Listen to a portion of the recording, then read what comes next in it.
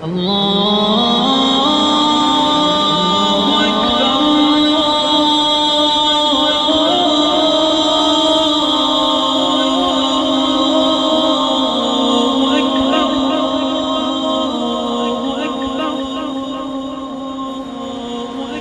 سفر کرے گا.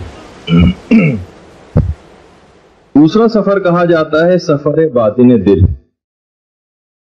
یعنی اسفل سافلین سے ملکوت آسمانی کا سفر. کوشش یہ کریں کہ جسمانی سفر کے ساتھ ساتھ آپ کا روحانی سفر بھی طے ہو، اور یہ سب سے اشرف ترین سفر ہے. سفر یہ روح کا سفر ہے، اور جو شخص بھی اپنے اس روح کے سفر کو جاری نہ رکھے وہ درجہ قصور میں ہے، اور گویا وہ مرتبہ نقصان پر قانع ہو گیا ہے. یہ علماء نے جملہ استعمال کیا، یعنی سفر جو ایک روحانی طور پر ہم کو طے کرنے چاہیے. اگر ہم مقیم ہو جائیں اور مسافر الی اللہ نہ بنے تو یہ گویا ایسا ہی ہے کہ جیسے کہ بہت بڑا نقصان ایک ہم نے اپنے اوپر لاد لیا. وہ جو شعر ہے نا کسی شاعر کا کہ اس سے بڑھ کر ہے نہیں انسان میں کوئی بدی، ہو کہ قادر اپنی وہ تکمیل پہ ناقص رہے. یعنی سب سے زیادہ انسان کی یہی خرابی ہے کہ اپنی تکمیل پر قادر ہے پھر بھی یہ ناقص رہنا پسند کرتا. سفر کی تاکید بہت زیادہ روایتوں میں آئی ہے. سفر کرو تاکہ پاک ہو جاؤ. دیکھیے پانی جب تک رواں رہتا ہے طیب رہتا ہے، اور اگر کسی جگہ بھی ایک مدت تک پانی ٹھہرا رہے تو وہ متغیر ہو جاتا ہے، گندا ہو جاتا ہے. اچھا دیکھیے سفر کے اندر ایک حکمت بھی ہے. وطن میں جب تک آپ رہتی ہیں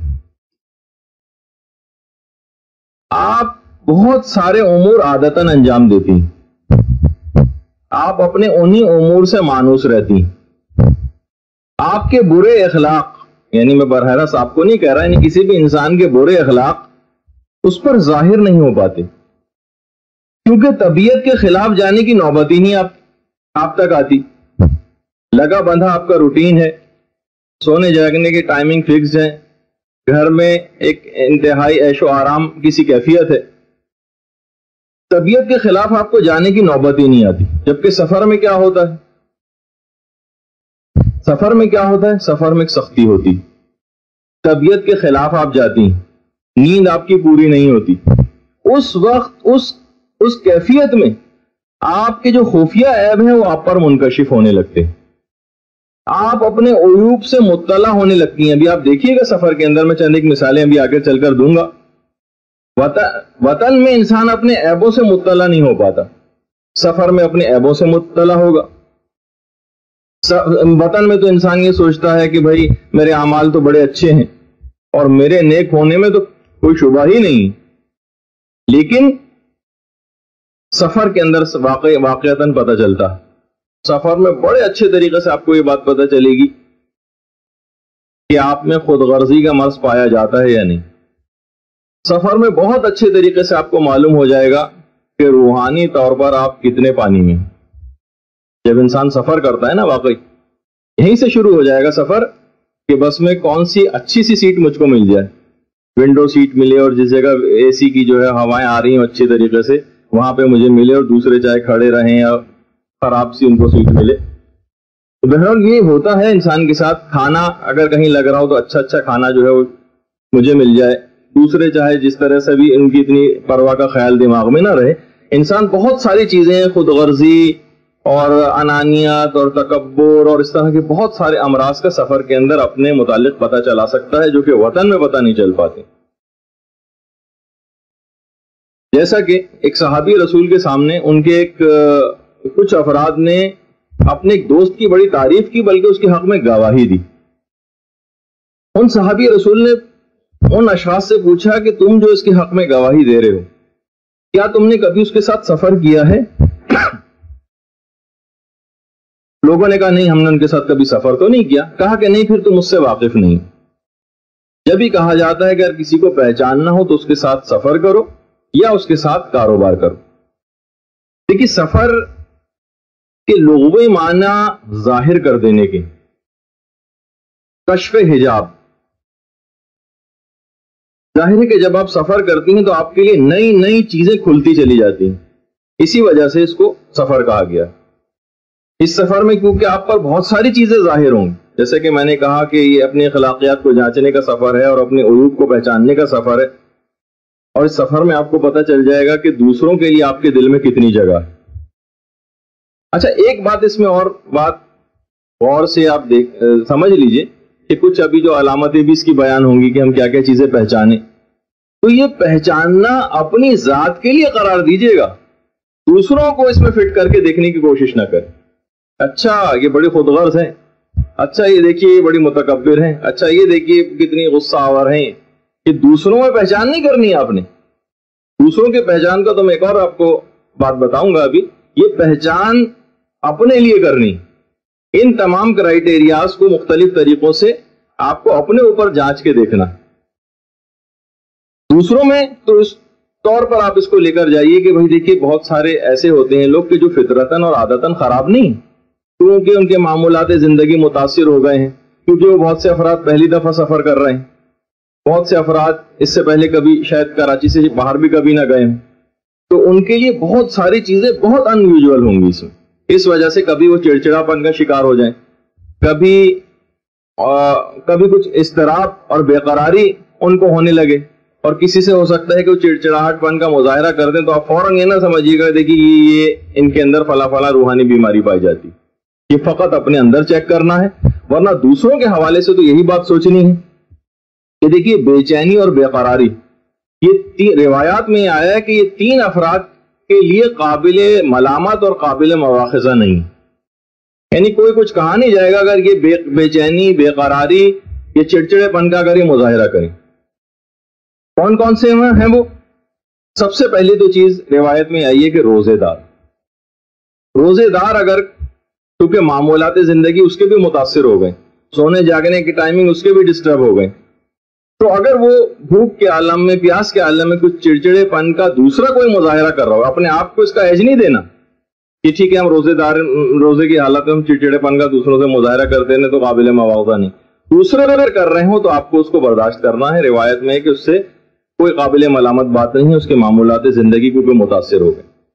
ایک تو ہے روزے دار. دوسرا نمبر 2 پہ ہے بیمار آدمی بھی چڑچڑا ہو جاتا ہے، بہت ساری چیزیں ایسی اس سے سرزد ہونے لگتی ہیں جو کہ ہو سکتا ہے کوئی دوسرا مائنڈ کرے. اور تیسرا ہے مسافر. حتیٰ کہ خود علماء کا کہنا یہ ہے، ابھی ایک سفر مجھے درپیش تھا جس میں مولانا محمد حسین رئیسی صاحب تھے، وہ کہتے ہیں کہ میں سفر حج پر عالم کے طور پر ساتھ تھا، تو کاروان کے جو گروپ لیڈر تھے انہوں نے کہا کہ آپ لوگوں کو سمجھائیے کہ وہ غصہ ایک دوسرے کے اوپر نہ کریں. میں نے بڑی غصے کے موضوع پر تقریر کی، اور اس کے بعد جب مینا کے میدان میں پہنچے اور سب کو خیمے الاٹ ہو گئے، جگہ بھی مل گئی، پتہ چلا مولانا صاحبی کے لیے کوئی جگہ نہیں اور انہیں باہر فٹ پاتھ کے اوپر سونا پڑا. تو کہنے اس وقت مجھے بھی غصہ آنے لگا. تو پھر میں نے سوچا کہ میں تو دوسروں کو بھی نصیحت کر کے آیا تھا کہ مجھے کو غصہ آ رہا ہے الٹا. تو اس کے معنی نہیں کہ جب معمولات زندگی کبھی ایسے متاثر ہو جائیں مسافر کے لیے تو اس کے لیے کوئی ایسی قابل ملامت بات نہیں ہے کہ اگر وہ چڑچڑا اس انداز سے ہو رہا ہے. اور آپ کا تو سفر ماشاءاللہ سے کتنا عظیم سفر ہے. اپنے سفر کا مقصد اور ہدف بھی اگر آپ نگاہوں میں رکھیں کہ یہ زیارت امام رضا علیہ الصلوۃ والسلام کا سفر،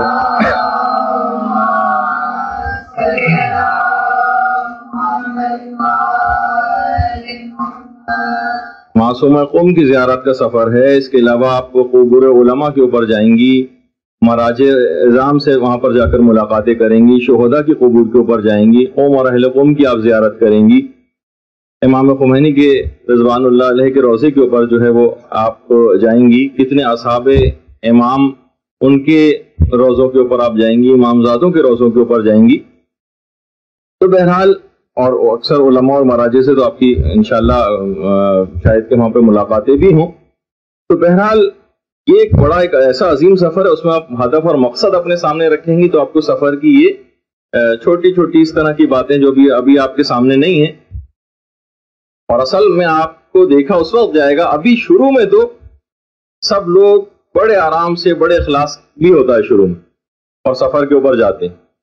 जब भी एक जाकिर कहा करते थे मरहूम, गालिबन मौलाना अजहर हुसैन साहब जैदी, कहते थे हज पर जाने वालों का तो एतबार करना, वापस आने वालों का एतबार ना करना।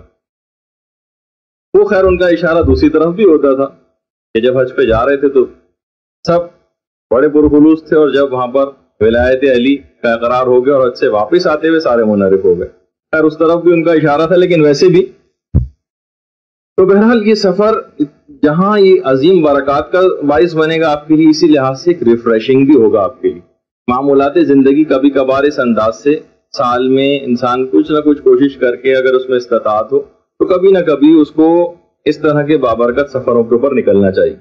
सेहत भी इंशाल्लाह इसमें आपकी बनेगी, और बल्कि रिवायात में तो यहां तक है कि सफर करो और सेहत पाओ, सफर करो और रिस्क में इजाफा करो, और एक लिहाज से उलूम के हासिल करने का सफर भी होगा। कदम कदम पर आपको इल्म हासिल होगा अगर आप इल्म हासिल करना चाहेंगी। पैगंबर इस्लामी जुमला इरशाद फरमाते थे ना कि दुरूद भेजो, अल्लाहुम्मा सल्ली अला मुहम्मद,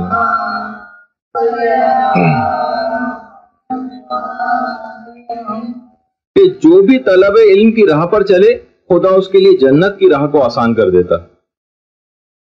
तो सिर्फ जी कि जो भी तलब इल्म की राह पर चले, इल्म हासिल करने की राह पर चले, खुदा उसके लिए जन्नत की राह को आसान कर देता। और देखिए एक बात और भी है कि इसमें कोशिश ये कीजिएगा कि आप फकत सूरत की हद तक जाहिर ना रह जाएं, बातिन भी एक जायरा के तौर पर वापस आए। तो जो शेर है ना कि होती सीरत में है मर्दाने दिलावर मुमताज, वरना सूरत में तो कुछ कम नहीं शहबाज से चील। शहबाज और चील की शक्लें कितनी आपस में मिलती जुलती, वो तो उनके कैरेक्टर से बात पता चलती है कि कौन शहबाज है और कौन चील। सब खाली जाहिर की हद तक ना रह जाएगा कि सूरत एक आपकी एक जाहिर की सी हो गई, आपको बनकर भी आना है वैसा ही। और एक आलिम का तो यहां तक जुमला है कि जिस सफर में इंसान के ईमान में ज्यादती ना हो उसने गोया अपने नफ्स को जलील किया। जो शख्स भी अपने सफर में ख्वाहिशात का और ख्वाहिशात नफसानी का मुतियो फरमा बरदार होगा, वो जिल्लत जरूर उठाएगा, ख्वाह अभी ख्वाह बाद में। ये उलमा का कहना है। जो भी सफर में ख्वाहिशात नफसानी की पैरवी करेगा, दूसरों पर गुस्सा करेगा, दूसरों के खुदगर्जी का मुजाहिरा करेगा, वो चाहे अभी जलील हो जाएगा ख्वाह बाद में, होना उसको जरूर है जलील। अच्छा, अब देखिए एक बात उलमा ने और कही, उसके बाद में बराह रास्त ज़ियारत के मौजू पर आ जाऊंगा कि देखिए तो दुनियावी मुसाफिर किसको कहा जाता है। देखिए दुनियावी मुसाफिर वो होता है जो अपने वतन से इतना दूर चला जाए कि अपने वतन की, अपने शहर की और के मकानात और उसकी दीवारें नजर आना बंद हो जाए, और अपने शहर के अजान की आवाजें आना बंद हो जाए। इसको कहा जाता है दुनियावी मुसाफिर। मुसाफिर इल्लाह उसको कहा जाता है, उलमा ने कहा कि जिसको अपनी अनानियत के शहर की दीवारें नजर आना बंद हो जाएं और अपने खुद ख्वाही के जज्बों के आवाजें अज़ां कान में आनी बंद हो जाए। ये बहरहाल एक जुमला है इरफानी उलमा का। अच्छा, मकसद है कि मैंने जैसे कि इससे पहले भी कहा कि दुनियावी मुसाफिर कौन होता है। दुनियावी मुसाफिर वो होता है कि जो अपने शहर से इतना दूर चला जाए कि अपना उसको मकानात नजर आ रहे हैं, अपने ना शहर की दीवार नजर आ रही है, और अपने शहर के आजान की आवाजें उसको कान में नहीं आ रही। कहा कि मुसाफिर इल्लाह भी उसको कहा जाता है कि जिसको अपनी अनानियत के शहर की दीवारें नजर ना आए, गुरूर तकब्बुर में वो मुब्तला ना हो, और अपनी खुदख्वाही के जज्बों की, अपने खुदगर्जी के जज्बों की आवाजें अज़ां उसके कान में आनी बंद हो जाए, उसको मुसाफिर इल्लाह कहा जाता है। खैर, अब हम कुछ ऐसी बातों का जिक्र करेंगे आपके सामने कि कुछ बातें ऐसी हैं कि जिनको आपको सफर हज से और सफर ज़ियारत से पहले आपको जिनका ख्याल करना है, और बल्कि जितने भी सफर हो, इंशाल्लाह अभी हमारी सफर हज की क्लासेस भी शुरू हो जाएंगी, जिसमें हज का पूरा सेमेस्टर होगा और हम मरहलेवार उसमें तफसील में जाएंगे। کچھ باتوں کا آپ کو سفر سے پہلے خیال کرنا ہے، کچھ باتوں کا سفر کے دوران خیال کرنا ہے، اور کچھ باتوں کا سفر سے واپس لوٹتے وقت خیال کرنا ہے، اور کچھ باتیں ایسی ہوں گی جن کا سفر سے جب آپ وطن واپس پہنچ جائیں بعد کی زندگی میں خیال کرنا ہے۔ لیکن سفر سے پہلے علماء نے یہ بات لکھی ہے کہ آپ کو احکامات اور آداب سفر کی معرفت حاصل کرنی ضروری۔ آپ کو پتا ہو کہ کس وقت پر میری کیا ذمہ داری، کون سا موقع رخصت کا ہے، کون سا موقع عزیمت کا ہے، کون سا موقع سہولت لینے کا ہے، کون سا موقع سختی اٹھانے کا ہے۔ اور دوسری بات یہ ہے کہ آپ جو بھی سفر پہ جا رہا ہو شخص، اس کو چاہیے کہ وہ مظالم سے ہاتھ اٹھا لے، یعنی لوگوں کی امانتیں واپس کرے اگر کچھ آپ نے لے کر رکھی ہوئی، اور لوگوں کے اگر حقوق آپ کے اوپر کچھ واجب الادا ہیں تو آپ ان حقوق کو واپس کیجیے۔ یہ دوسرا نقطہ ہے اس کے اندر۔ پہلا تو یہ کہ کسی طور پر بھی اس کے احکام اور آداب کی معرفت، جو کہ ابھی آگے چل کر آنے بھی والے، جس میں ہم نمازوں کے مسائل بھی کچھ ذکر کریں گے جو اہم سفر کے اندر پیش آتے ہیں، نجاست طہارت کے مسئلے، قبلہ کا مسئلہ وغیرہ، بہت ساری اس طرح کی چیزیں پیش آتی ہیں۔ اور لوگوں کی اگر کچھ امانتیں اور حقوق آپ کے ذمہ ہو تو آپ ان کو بھی واپس کیجیے۔ تیسری چیز علماء نے لکھی ہے کہ آپ سفر پر جانے سے پہلے وصیت کریں اور اپنا کوئی وصی مقرر کریں، اور یہ ہر شخص کے لیے ہے، اس میں کوئی یہ نہیں ہے کہ کوئی بالکل جاں بلب ہو اور حالت احتضار میں ہو اسی وقت وہ وصیت کرے، یا وصیت میں فقط انہی باتوں کا تذکرہ کرے کہ فلاں پیسے فلاں کو دے دیے جائیں اور فلاں کے پیسے فلاں کو دے دیے جائیں۔ اچھی وصیت، باقاعدہ قرآن کی آیات بھی اس سلسلے میں ہیں، اس کے اندر بہت سارے پہلو آ جاتے ہیں، خیر جو بھی ہمارے موضوع سے خارج ہے۔ تیسری یا چوتھی بات یہ ہے کہ مال حلال سے اپنے سفر زیارت کا اہتمام کریں، یعنی اس کے اندر کوئی ایسا مال نہ ہو کہ جو کہ مشکوک ہو، یا کوئی ایسا مال نہ ہو کہ جس پر خمس واجب الادا ہو، یعنی بالکل پاک حلال و طیب مال سے اپنے اس سفر کا آغاز کریں۔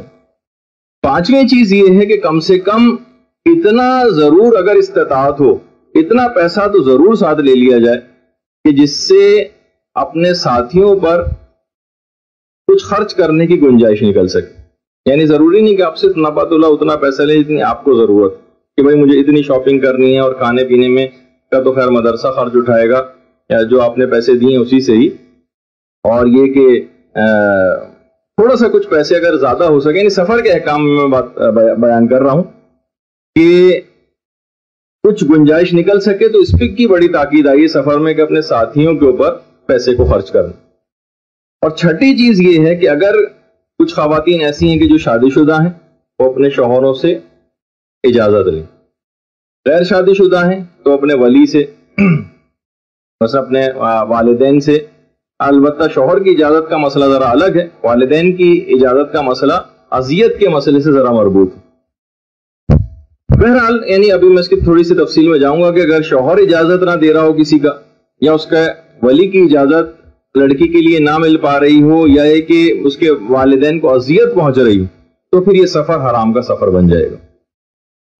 کچھ علماء شادی شدہ خواتین کے سلسلے میں کہتے ہیں، ابھی میں اختلاف مراجع میں اتنا نہیں جا رہا، کچھ علماء کہتے ہیں اگر شوہر کا حق ضائع ہوتا ہو تو اس کے لیے جانا حرام ہے، کچھ علماء کہتے ہیں چاہے شوہر کا حق ضائع نہ بھی ہوتا ہو تب بھی بغیر اجازت شوہر کی بغیر اجازت کے سفر پہ جانا یہ حرام رہے گا، کیونکہ گھر سے قدم باہر نکالنا حرام ہے۔ تو اسی طریقے سے کچھ علماء تو یہاں تک قائل ہیں اس بات کی کہ اگر عورت کو طلاق ہو گئی اور طلاق رجعی کی حالت میں ابھی ایک طلاق ہوئی اور وہ عدہ گزار رہی ہے، تب بھی اس کو اپنے شوہر سے اجازت لینی ضروری، اور اگر ہاں طلاق بائن ہو گئی ہو اور اس کا عدہ گزار رہی ہو تو طلاق بائن کے عدے میں خیر شوہر کی اجازت کی ضرورت نہیں۔ یہ تھوڑے سے کچھ ایک آدھ مسئلے میں نے اضافی بتا دیے کہ کبھی ایسا کوئی موقع پیش آ جائے تو بار بار سفر کے احکام بتانے کا موقع نہیں ملتا ہے، اس موقع کے تحت ہی اگر کچھ ضمناً ایسے مسائل ذکر ہو جائیں تو کان میں بات پڑ جاتی ہے۔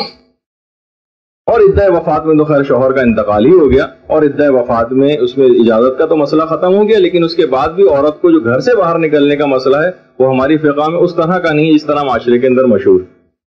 عدہ وفات کے اندر اگر عورت ہو تو وہ اہم ضروری کاموں سے باہر نکل سکتی ہے، اور بلا ضرورت بھی نکل سکتی ہے، البتہ کراہیت، مکروہ ہی ہے، لیکن وہ حرام والا پہلو نہیں کہ عورت ایک قدم بھی گھر سے باہر نہیں نکالتی. اکثر علماء جو اس سلسلے میں خاموشی اختیار کرتے ہیں جان بوجھ کر، وہ سوچتے ہیں کہ چلو رہنے دو کچھ عرصے کے لیے اس کو، اس غلط فہمی میں مبتلا کہ عورت کے لیے 40 روز تک یا 4 مہینے 10 دن تک گھر سے باہر قدم نکالنا حرام ہے. کیونکہ اگر یہ بے پردگی کی حالت میں اگر عورت ہے تو کم سے کم کچھ دن ہی اس غلط فہمی میں گھر میں رہ جائے اور بے پردہ نہ رہے، تو وہ جان بوجھ کر اس کا خاص فقہی مسئلہ ذکر بھی نہیں کرتے. لیکن کیونکہ آپ مدرسے کی طالبات ہیں لہٰذا اس لحاظ سے تو اس کا ہم نے ذکر کیا. اچھا، اس میں ایک اور چیز بھی ہے جو کہ بڑا اہل سنت معاشرے کے ساتھ رہتے رہتے ہمارے ہاں بھی اس کا کچھ کانسیپٹ آ جاتا ہے، لیکن اصل میں وہ مسئلہ نہیں. وہ ہے سفر میں عورتوں کو محرم کی کوئی شرط نہیں ہے ہماری فقہ میں. البتہ حنفی اور حنبلی دونوں فقہ کے اندر، یعنی امام ابو حنیفہ بھی اس کے قائل تھے اور امام احمد ابن حنبل بھی قائل ہیں. سعودی عرب میں کیونکہ حنبلی فقہ فالو کی جاتی ہے، پاکستان میں کیونکہ حنفی فقہ فالو کی جاتی ہے، تو دونوں ہی ذرا اس معاملے میں جب بھی سعودی عرب میں جو عمرے وغیرہ کے لیے لوگ جاتی ہیں خواتین، تو ان کے ساتھ محرم کی شرط وہاں پہ لازمی قرار دی گئی. البتہ فقہ مالکی اور فقہ شافعی کا مسئلہ وہی ہے جو ہماری فقہ کا مسئلہ ہے، یعنی محرم کی شرط نہیں. البتہ یہ ضرور ہے کہ پرانے فقہا نے بھی جو اس کو محرم کی شرط قرار دی تھی وہ اس وقت تھی کہ جب سفر میں عزت و ناموز کو کوئی خطرہ لاحق ہو تو پھر کوئی نہ کوئی سفر میں محرم ساتھ ہونا چاہیے. البتہ اہل سنت کے ہاں بھی جو سفر ہوتے ہیں اس میں ہر سفر کے اندر ایسا نہیں ہے، بلکہ اس سفر کے اندر محرم کا ساتھ ہونا ضروری ہے جو کم سے کم 3 دن سے زائد کا سفر ہو. خیر اس کی تفصیل میں تو اتنا جانے کا ضرورت نہیں ہے. تو بہرحال یہ کہ محرم کی کوئی شرط ہمارے یہاں اس لحاظ سے نہیں ہے. البتہ اس لحاظ سے کہ جو خاص طور پر غیر شادی شدہ خواتین بھی ہیں اور وہ اس سفر میں جا رہی ہیں، لیکن ان کے والدین کو اذیت نہیں ہونی چاہیے اس سفر سے. والدین کو دیکھیے زیارت کے سفر میں کوئی ویسے تو اذیت نہیں ہو رہی کہ آپ زیارت کے سفر پہ جا رہی ہیں، بلکہ اس سفر کے اندر اذیت اس معنوں سے ہو سکتی ہے کہ ہو سکتا ہے وہ آپ کی سلامتی کے لیے فکر مند ہو. سلامتی کے لیے فکر مند ہونا خود اس چیز میں فقہی طور پر شمار کیا جاتا ہے کہ ان کو اذیت ہو رہی. مثلا بیٹا جو ہے کرفیو لگا ہوا ہے اور بڑے حالات خراب ہیں اور بیٹا یہ کہے کہ میں جو ہوں نماز فجر کے لیے مسجد جاؤں گا جو گھر سے ذرا فاصلے پر. اب پتہ ہے کہ بھائی نماز فجر کے لیے مسجد جا رہا ہے، جماعت کے ساتھ نماز پڑھے گا، لیکن والدین فکر ہو رہے ہیں بچے کی سلامتی کے لیے. انہیں نماز فجر کی وجہ سے منع نہیں کر رہے مسجد جانے سے، بچے کی سلامتی ان کو فکر میں دے رہی. تو ایسے نوجوان کے لیے جو ہے وہ مسجد میں جا کر نماز پڑھنا حرام ہو جائے گا والدین کو اگر اذیت پہنچ رہی. مثلا کوئی آج کے حالات میں کوئی کہے کہ جناب میں سوات گھومنے جانا چاہتا ہوں، وہاں بڑی لشکر کشی ہو رہی ہے اور خود کش بم دھماکے ہو رہے ہیں اور والدین فکر مند ہو رہے ہیں. والدین سوات گھومنے جانے پر فکر مند نہیں ہو رہے. یا کوئی کہے کہ جناب میں اسلام آباد جانا چاہتا ہوں اور لال مسجد وغیرہ دیکھ کر آؤں گا کہ کیا ہے وہاں پہ کیا واقعہ پیش آیا. اب والدین کو اس کے گھومنے جانے پر اعتراض نہیں، بلکہ اس بات پر اعتراض ہے کہ ہمیں فکر مندی ہو رہی ہے کہ کہیں اس کو کوئی نقصان نہ پہنچ جائے، یہ بھی اذیت میں آئے گا اور اس کے لیے سفر پر جانا حرام ہو جائے گا. تو اگر آپ نے زور زبردستی کچھ خواتین نے اس طرح سے اجازت لی ہے تو ان کو ذرا دل سے والدین کو اس طور پر تیار کر کے راضی کریں، ورنہ ایسا نہ ہو کہ سفر حرام کا سفر بن جائے. شادی شدہ عورتیں ہیں، اپنے شوہروں سے باضابطہ اور صحیح طریقے سے راضی کر کے ان سے اجازت لیں، اور اجازت ملنے اگر اجازت نہیں ملی تو پورا سفر حرام کا سفر ہو جائے گا. حتیٰ کہ سفر میں جو آپ قصر نمازیں پڑھیں گی سہولت بھی آپ سے چھین لی جائے گی اور آپ کو سفر میں پوری نمازیں پڑھنا پڑیں گی اور سفر معصیت یہ قرار پائے گا، نیکی برباد اور گناہ لازم آئے گا. تو یہ اس کے اندر ایک خاص بات ہے جو ہم نے اس میں ذکر کی، یعنی گویا ویسی مثال ہو جائے گی کھایا پیا کچھ نہیں اور گلاس توڑا آٹھا نہیں. یعنی آپ کو فائدہ ثواب اور فضیلت کوئی سفر میں حاصل نہیں ہوگی کہ اگر آپ نے ان چیزوں کو اپنے کریکٹ نہیں کیا. اچھا، پھر اس کے بعد اگلا جو سفر سے پہلے جس کا عام طور پر علماء اپنی کتابوں میں لکھتے ہیں، جس کا خیال کیا جاتا ہے کہ الرفیق ثم الطریق، اچھے ساتھیوں کا انتخاب. یہ آپ نے تو ماشاءاللہ پہلے سے کر لیا کہ اتنی بڑی تعداد تقریباً 60 کے قریب اتنی مقدس خواتین کی اور اتنے ایسے افراد کی آپ کے ساتھ جا رہی ہے. تو ویسے تو یہ ہے کہ کم سے کم 3 افراد ضرور، جب بھی کوئی سفر درپیش ہو تو کوشش کریں کہ 3 افراد ساتھ میں لے لیں، ورنہ کم سے کم ایک فرد تو ضرور ساتھ میں لے لیا جائے. یعنی یہ روایات کے اندر اس کی بات کی بڑی تاکید آئی ہے، ورنہ اکثر روایت میں یہ کہ اگر اکیلے سفر کیا تو شیطان اس کے ہم رکاب ہو جاتا ہے. اور آپ کے ساتھ تو ماشاءاللہ 60 سے کچھ قریب یا کچھ زائد ہی افراد ہوں، جو اس دنیا میں بھی آپ کے مددگار ہوں گے اور دین کے سلسلے میں بھی آپ کے مددگار ہوں گے. سأل عن الرفیق قبل الطریق وعن الجار ثم الدار، کہ جو امیر المومنین علی ابن ابی طالب علیہ الصلوۃ والسلام کی حدیث ہے.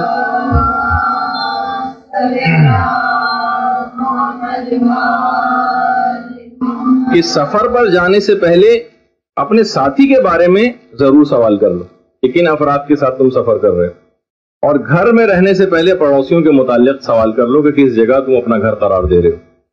تو بہرحال آپ کے ساتھ تو میں نے یہی کہا کہ ماشاءاللہ سے اتنے سارے افراد آپ کے ساتھ ہیں. اور علماء نے ایک چیز اور لکھی کہ سفر پر جانے سے پہلے اس بات کا خیال رکھنا چاہیے کہ کسی ایسی جگہ کا سفر نہ ہو کہ جس کے اندر گناہ وغیرہ لازم ہے. کیونکہ بہت سارے دیکھیے اسفار ایسے ہوتے ہیں، سفر ایسے ہوتے ہیں کہ مثلا میں دیکھتا ہوں معاشرے کے اندر، اور آپ نے بھی یقیناً اس کا مشاہدہ کیا ہوگا کہ بہت سارے سفر ایسے ہیں جیسے انسان پکنک کے سفر پر جاتا ہے. کتنے لوگ اپنی نمازیں قضا کرتے ہیں، کتنے لوگ یعنی کتنی بے پردگی کا اس کے اندر بعض اوقات مظاہرہ ہو جاتا ہے، خاص طور پر ساحل سمندروں کی پکنک پر اور ادھر ادھر جو رشتہ دار ساتھ مل کر جاتے ہیں.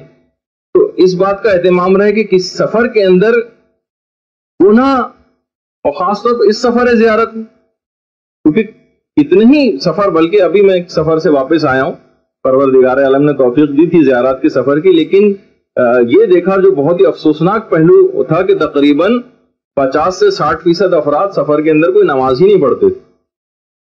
سفر زیارت شام جا رہے ہیں، جگہ جگہ ایسے مقدس مقامات پر جا رہے ہیں، روضہ رسول کے اوپر جا رہے ہیں، مدینے جا رہے ہیں، مکے جا رہے ہیں، کن کن جنت البقیع کی زیارت کر رہے ہیں، لیکن نماز نہیں پڑھ رہے. تو بہرحال یہ ہم نے عام طور پہ یہ بھی دیکھے، خاص طور پہ ذرا سا سفر درپیش ہے کہ جناب بس میں کس طریقے سے نماز پڑھیں، یا مثلا ہوائی جہاز میں کس طریقے سے نماز پڑھیں، اور ٹرین میں کس طرح سے نماز پڑھیں. اور آج کل تو بلکہ تھوڑی سی اس میں واقعی بعض حالات میں مشکلات بھی ہو جاتی ہیں. مثلا آپ کو کسی مغربی ملک کا اگر سفر کرنا ہو اور مثلا آپ جہاز میں کھڑے ہو کر ٹائم اگر قضا ہونے والی اور آپ کو نماز پڑھنی پڑے، تو اکثر تو وہ ایک آدھ کیس تو ایسا بھی ہوگا انہوں نے باقاعدہ جہاز ہی نیچے اتار لیے کہ کوئی خودکش بمبار تو یہ جہاز میں سوار نہیں ہوگا، اور اپنی آخری دعائیہ عبادت یہ کر رہا ہے سفر جنت پہ جانے سے پہلے. تو بعض اوقات جہاز تک کو نیچے اتار لیتے ہیں وہ، تو آج کل کے حالات بھی ہو گئے. تو سفر میں کوئی ایک تو حرام سفر نہ ہو، جیسے کہ میں نے اس سے پہلے مثالیں دی، حتیٰ کہ بیوی کا روٹ کر اپنے میکے چلے جانا، مثلا لاہور سے وہ کراچی روٹ کر اپنے میکے آ گئی، اب یہ پورا سفر اس کا سفر حرام ہے. فقہ کی کتابوں کے اندر بڑی اس کی تفصیل آئی.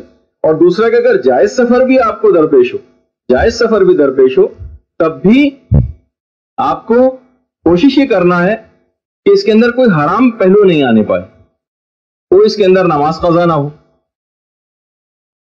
اور کوئی بھی اس طرح کا پہلو نہ ہو جس کا بھی آگے چل کر میں اشارہ کرنے والا ہوں. پھر علماء نے لکھا کہ سفر پر جانے سے پہلے بہرحال یہ کہ اگر مسافروں کی تعداد 3 سے زائد ہو جائے تو مسافر اپنے لیے ایک امیر کا انتخاب کرے. کیونکہ دیکھیے ہوتا یہ ہے کہ لوگوں کی آرا جو ہے ذرا مختلف ہو جاتی ہیں. سفر میں مختلف قسم کے لوگ مختلف باتیں کر رہے ہوتے ہیں. تو اگر کوئی ایک شخص کی ڈیسائسو پاور نہ رکھتا ہو، یعنی کسی کے پاس کوئی فیصلہ کرنے کی ایسی قوت کسی کے پاس نہ ہو، تو اگر کسی کے پاس ایسی فیصلہ کرنے والی کوئی قوت نہ ہو تو کیا ہوگا کہ پورے کاروان کا گویا بہت شدید نقصان ہوگا. کیونکہ مختلف لوگ مختلف باتیں کریں گے، مختلف لوگ مختلف رائے پیش کریں گے. اور یہ بات یاد رکھی جائے کہ مفت مشورے دینے والے تو بہت ملتے ہیں، یعنی مفت مشورے آپ کو بہت مل جائیں گے، لیکن حل بتانے والا اس مشکل سے کوئی آپ کو نہیں ملے گا. صرف وہ شاذ و نادر تھا جو قرآن کی آپ آیت پڑھتی ہیں کہ کائنات میں اگر 2 خدا ہوتے تو یہ کائنات رہ نہیں پاتی، ایک فساد برپا ہو جاتا. تو ظاہر ہے کہ اگر ہر شخص اپنی رائے کاروان کے اندر یا قافلے کے اندر دینا شروع ہو جائے گا تو ایک عجیب فساد اس کے اندر برپا ہو جائے گا. تو کسی ایک شخص کے پاس ایک اتھارٹی ہونی چاہیے کہ جو وہ فیصلہ کرے اس کو سب تسلیم کرے. آپ کے تو خیر گروپ لیڈر آپ کے ساتھ ہیں، ان کی باتیں کوشش کیجیے گا کہ وہ ایکسپیرینس آدمی بھی ہیں اس سلسلے میں. بہت سی باتیں آپ کو ہو سکتا ہے کہ عجیب لگ رہی ہوں، لیکن وہ کیونکہ ان کو زیادہ اس کا تجربہ ہے تو آپ کوشش کیجیے گا جو وہ آپ کو بات کہیں بالکل اسی طریقے سے آپ عمل کریں. سفر میں اگر ہر شخص اپنی اپنی مرضی کے مطابق عمل کرنے لگے تو بڑی شدید مشکلات اور پریشانی کا انسان شکار ہو جاتا ہے. اچھا, سفر پر جانے سے پہلے ایک بات آپ اور کر لیں, وہ یہ ہے کہ اپنی نیت کی اصلاح کر لیں. دیکھیے, نیت کی اصلاح ممکن ہو سکتا ہے کہ آپ میں سے اکثر بہت ساروں کی نیت یہ ہو جس میں کوئی ایسا کوئی حرام اور برائی کا پہلو تو نہیں ہے, البتہ ثواب کم ہو جائے گا کہ گرمیوں کی چھٹیاں ہیں, چلو ایک ایکسکرجن ٹرپ یا ایک مثلاً ایک ایسی تفریح کا ایک سفر ہی ہو جائے گا.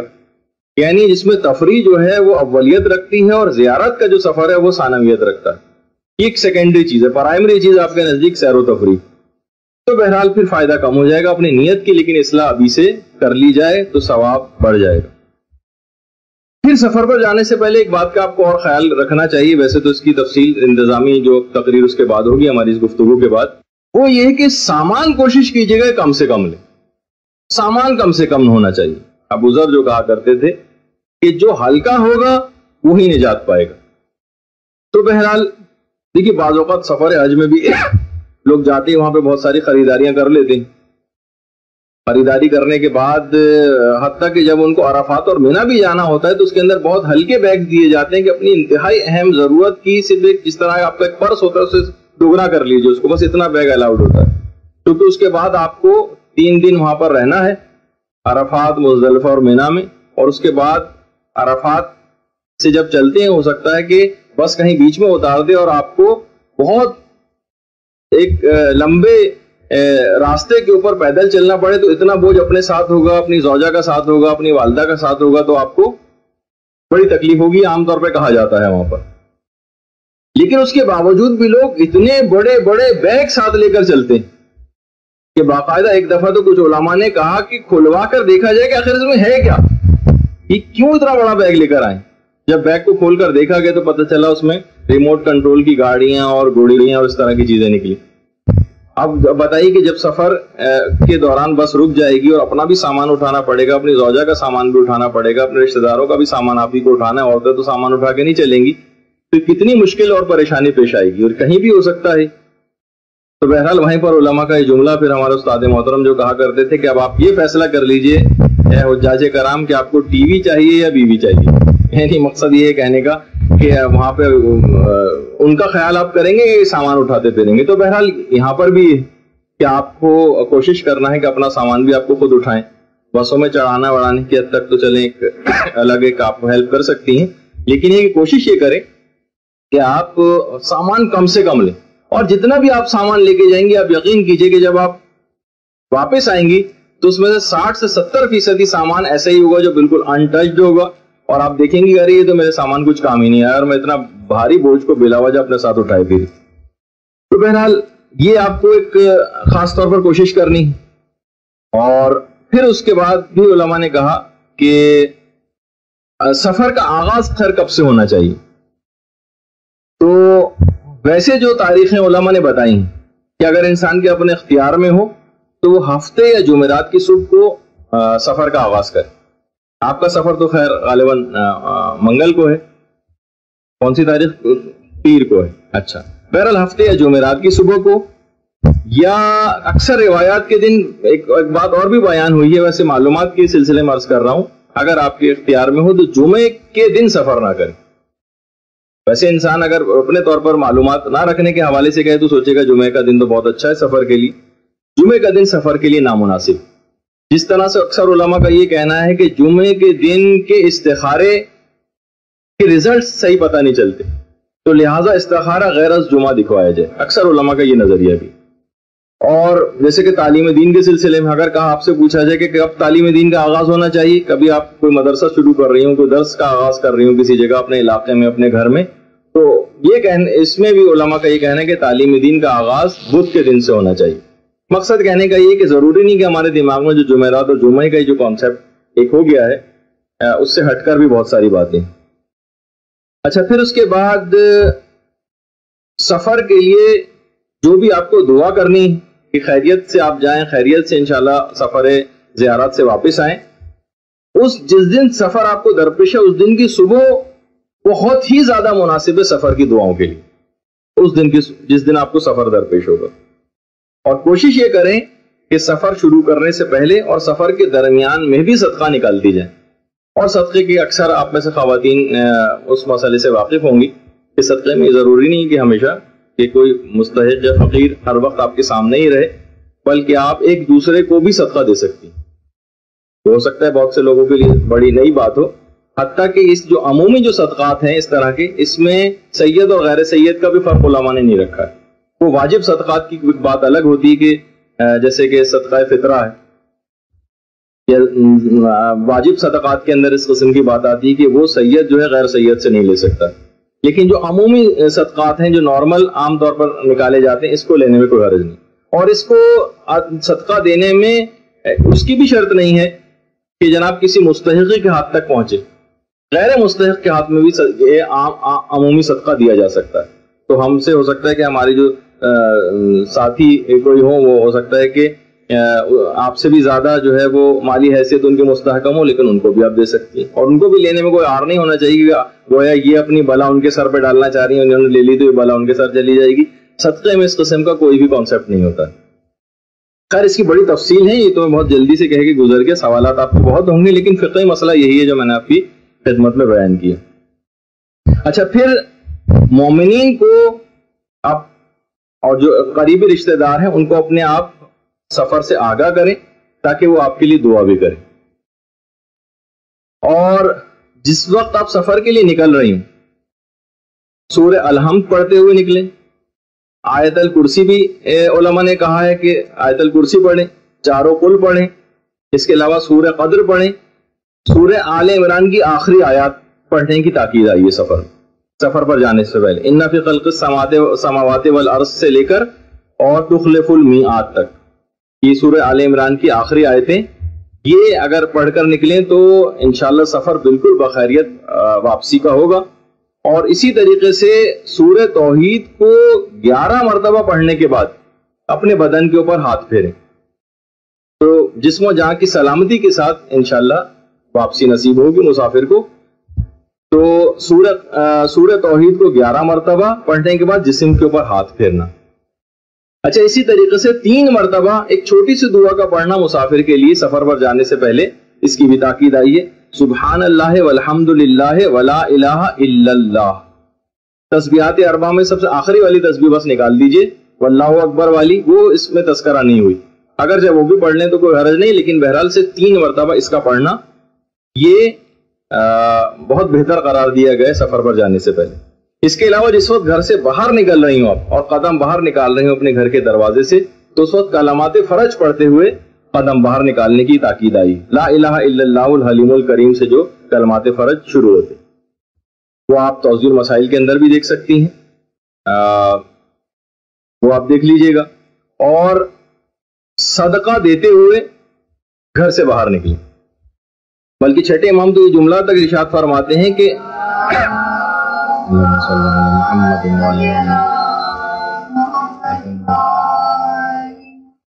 جب بھی یاد آئے تم صدقہ نکال دیا کرو، اس طرح سے تم اپنے سفر کی سلامتی کو خرید لو گے. واقعی صدقہ ایک ایسی چیز ہے کہ جس سے ساری بلائیں اور سب دور ہو جاتی ہیں. اچھا، جس وقت بھی آپ سامان سفر کو باندھنے لگیں تو بہرحال اس وقت حضرت ابو ذر کی وہ نصیحت کہ جب بھی تم سامان سفر لیتے ہو تو قیامت کے سفر کے متعلق کیوں نہیں غور و فکر کرتے؟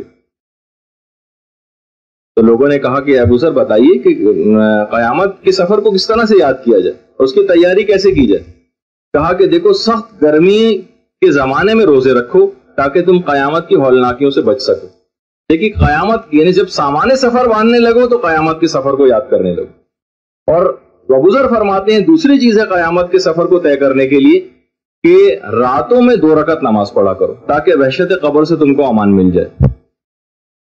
تاکہ وحشت قبر سے تمہیں امان مل جائے. ہمیشہ خیر کی باتیں منہ سے نکالو اور بری بات کوئی منہ سے نہ نکالو، اور صدقہ دو، شاید تم اس سخت ہولناکی کے دن کی سختیوں سے محفوظ ہو جاؤ. یہ ابو ذر نے ایک بات کہی. اور جب بھی مولا بار بار اس جملے کو ارشاد فرماتے تھے کہ من قلت الزاد، کتنا کم ہے ہمارے پاس زاد راہ سامان سفر، وہ طول طریق، اور کتنا لمبا سفر ہم کو درپیش ہے. وبعد السفر، اور سفر ہے کتنا لمبا اور کتنے عظیم مقام پر ہم کو جو ہے لے جایا جا رہا ہے. تو بہرحال انسان کو چاہیے کہ ہمیشہ جب بھی، ٹھیک ہے یہ سب باتیں ہیں، لیکن ان تمام چیزوں کو انجام دینے کے ساتھ ساتھ وہ دیکھتا جائے کہ مجھے اپنے آخرت کے سفر کا کتنا توشہ میں نے جمع کیا. یہاں تو آپ ہر چیز بیگ میں بھرنے کو تیار ہو جائیں گی اور 30 40 کلو کے بیگ آپ کے ہو جائیں گے، کیونکہ آپ کو ضرورت بھی نہیں ان چیزوں کی پیش آئے گی اس سفر میں. لیکن قیامت کا وہ سفر جو پھر اس کے بعد ہمیشہ ہمیشہ جاری رہے گا، وہ کتنے زیادہ راہ کی ضرورت ہے. اور ویسے کچھ اپنی طور پر آپ کو، ویسے مشورے کے طور پر اگر میں کہوں کہ کچھ نہ کچھ آپ کو اپنے ساتھ دوائیں بھی رکھ لینی ہیں جو آپ کو کام آنے والی جو دوائیں ہیں، پین کلر اپنے ساتھ کچھ ایسے رکھ لیں، کچھ لسٹ بنا کے آپ کو دے دی جائے گی، کچھ وہ اپنے ساتھ آپ لے لیجئے گا. اس کے علاوہ ایک چیز اور بھی ہے جو ہمیشہ سفر میں اپنے ساتھ ضرور ساتھ رکھنی چاہیے، اور وہ ہے قبلہ نما. بہت سے سفروں میں آپ کے ساتھ یہ ہوگا کہ مثلا بس ایسی جگہ سے گزر رہی ہے اور وہاں نماز کا وقت آ گیا اور اس جگہ پہ کوئی صحیح طور پر بتانے والا بھی نہیں ہے مثلا نماز وغیرہ کو کا قبلہ کہاں ہے، تو اس وقت قبلہ نما وغیرہ بہت کام آنے والی چیزیں. اچھا، اس کے علاوہ ویسے تو اس سفر میں تو پتہ نہیں اتنی ضرورت اس کی آپ کو بہرحال ہوتی تو ہے، لیکن اس کے علاوہ بھی جو اور سفر درپیش ہوتے ہیں، کوشش یہ کریں کہ آپ اس سے پہلے کئی دن پہلے سے ایک تیز رفتار واک شروع کر دیں. ورنہ عام طور پر یہ ہوتا ہے کہ یہاں پر آپ کو چلنا اتنا نہیں ملتا ہے، اور وہاں پر جب آپ کو بہت زیادہ چلنا پڑتا ہے تو آپ کی ٹانگوں میں درد شروع ہو جاتا ہے، جو کہ عام طور پر پین کلرز کھانے سے بھی ریموو نہیں ہوتا. تو کوشش کریں گے اگر یہیں سے چلنے کی پریکٹس ہو جائے تو وہاں پر یہ تکلیف اور پریشانی آپ کو نہیں ہوگی. پھر مسافر جب سفر کے لیے نکلنے لگے، مسافر جب سفر کے لیے نکلنے لگے تو پیغمبر اسلام اس کو ایک خاص دعا کے ذریعے، اللہم صلی علی محمد وعلی محمد، ایک خاص دعا دیتے ہوئے رخصت کرتے تھے اور کہتے تھے کہ پروردگار عالم تم کو پرہیزگاری عطا کرے اور تمہاری توفیقات میں اضافہ کرے، تمہارے گناہوں کو معاف کرے، اور جدھر بھی تم رخ کرو تمہاری نیکی تمہاری طرف متوجہ رہے. یعنی پیغمبر اسلام دعا دیتے ہوئے لوگوں کو اس انداز سے رخصت کیا کرتے تھے. اور جس وقت آپ سواری میں اور بس میں اپنی بیٹھ کے جانے لگے اس وقت بسم اللہ الرحمن الرحیم کہتے ہوئے قدم رکھیے اور سبحان الذی سخر لنا ھذا وما كنا له مقرنین وانا الى ربنا لمنقلبون، جو کہ سفر کی دعا ہے، قرآن کی آیت بھی ہے. تو یہ اس کو آپ پڑھتے ہوئے جو ہے وہ بس کے اندر سوار. اچھا، جب آپ بس کے اندر سوار ہوں گے، اب آپ کا ہو گیا سفر شروع. دوران سفر، یہ تو سفر سے پہلے کی چند احتیاطیں اور کچھ اہم باتیں. اب ہم دوران سفر کی بات کر رہے ہیں. دوران سفر آپ کو مسلسل ذکر خدا کرنا ہے، خاص طور پر اس وقت جب آپ کی کوئی حالت تبدیل ہو. یہ سفر حج میں بھی چیز پیش آتی ہے، اور اس میں تو جب بھی حالت میں کوئی تبدیلی واقع ہو، مثلا بس رکے تو آپ تلبیہ پڑھیں لبیک اللہم لبیک، اور جب بس چلنے لگے تو آپ تلبیہ پڑھیں. کسی جگہ اونچائی کی جگہ پہ جا رہے ہوں تو تلبیہ پڑھیں، اترائی کی جگہ پہ جا رہے ہوں تو تلبیہ پڑھیں. یعنی جب بھی آپ کی حالت میں تبدیلی واقع ہو تلبیہ پڑھیں. خیر اس میں تو وہ والا مسئلہ نہیں ہے، اس میں یہ ہے کہ بہرحال ذکر خدا کریں، ذکر خدا. اور سفر میں بہرحال یہ نہیں کہ آپ کو بالکل انتہائی سنجیدگی کے ساتھ سفر کرنا، ایسا نہیں. سفر میں ہنسی مذاق بھی جائز ہے کرنا، بلکہ کرنا چاہیے، بس ایسا ہنسی مذاق نہ ہو کہ جس سے اللہ ناراض ہو. اور ایک اور چیز بھی ہے دوران سفر کے، سفر کی ہر رات آیت الکرسی پڑھنا. تو چھٹے امام جملہ ارشاد فرماتے ہیں کہ جو شخص بھی سفر کی ہر رات، اللہم صلی علی محمد وعلی محمد،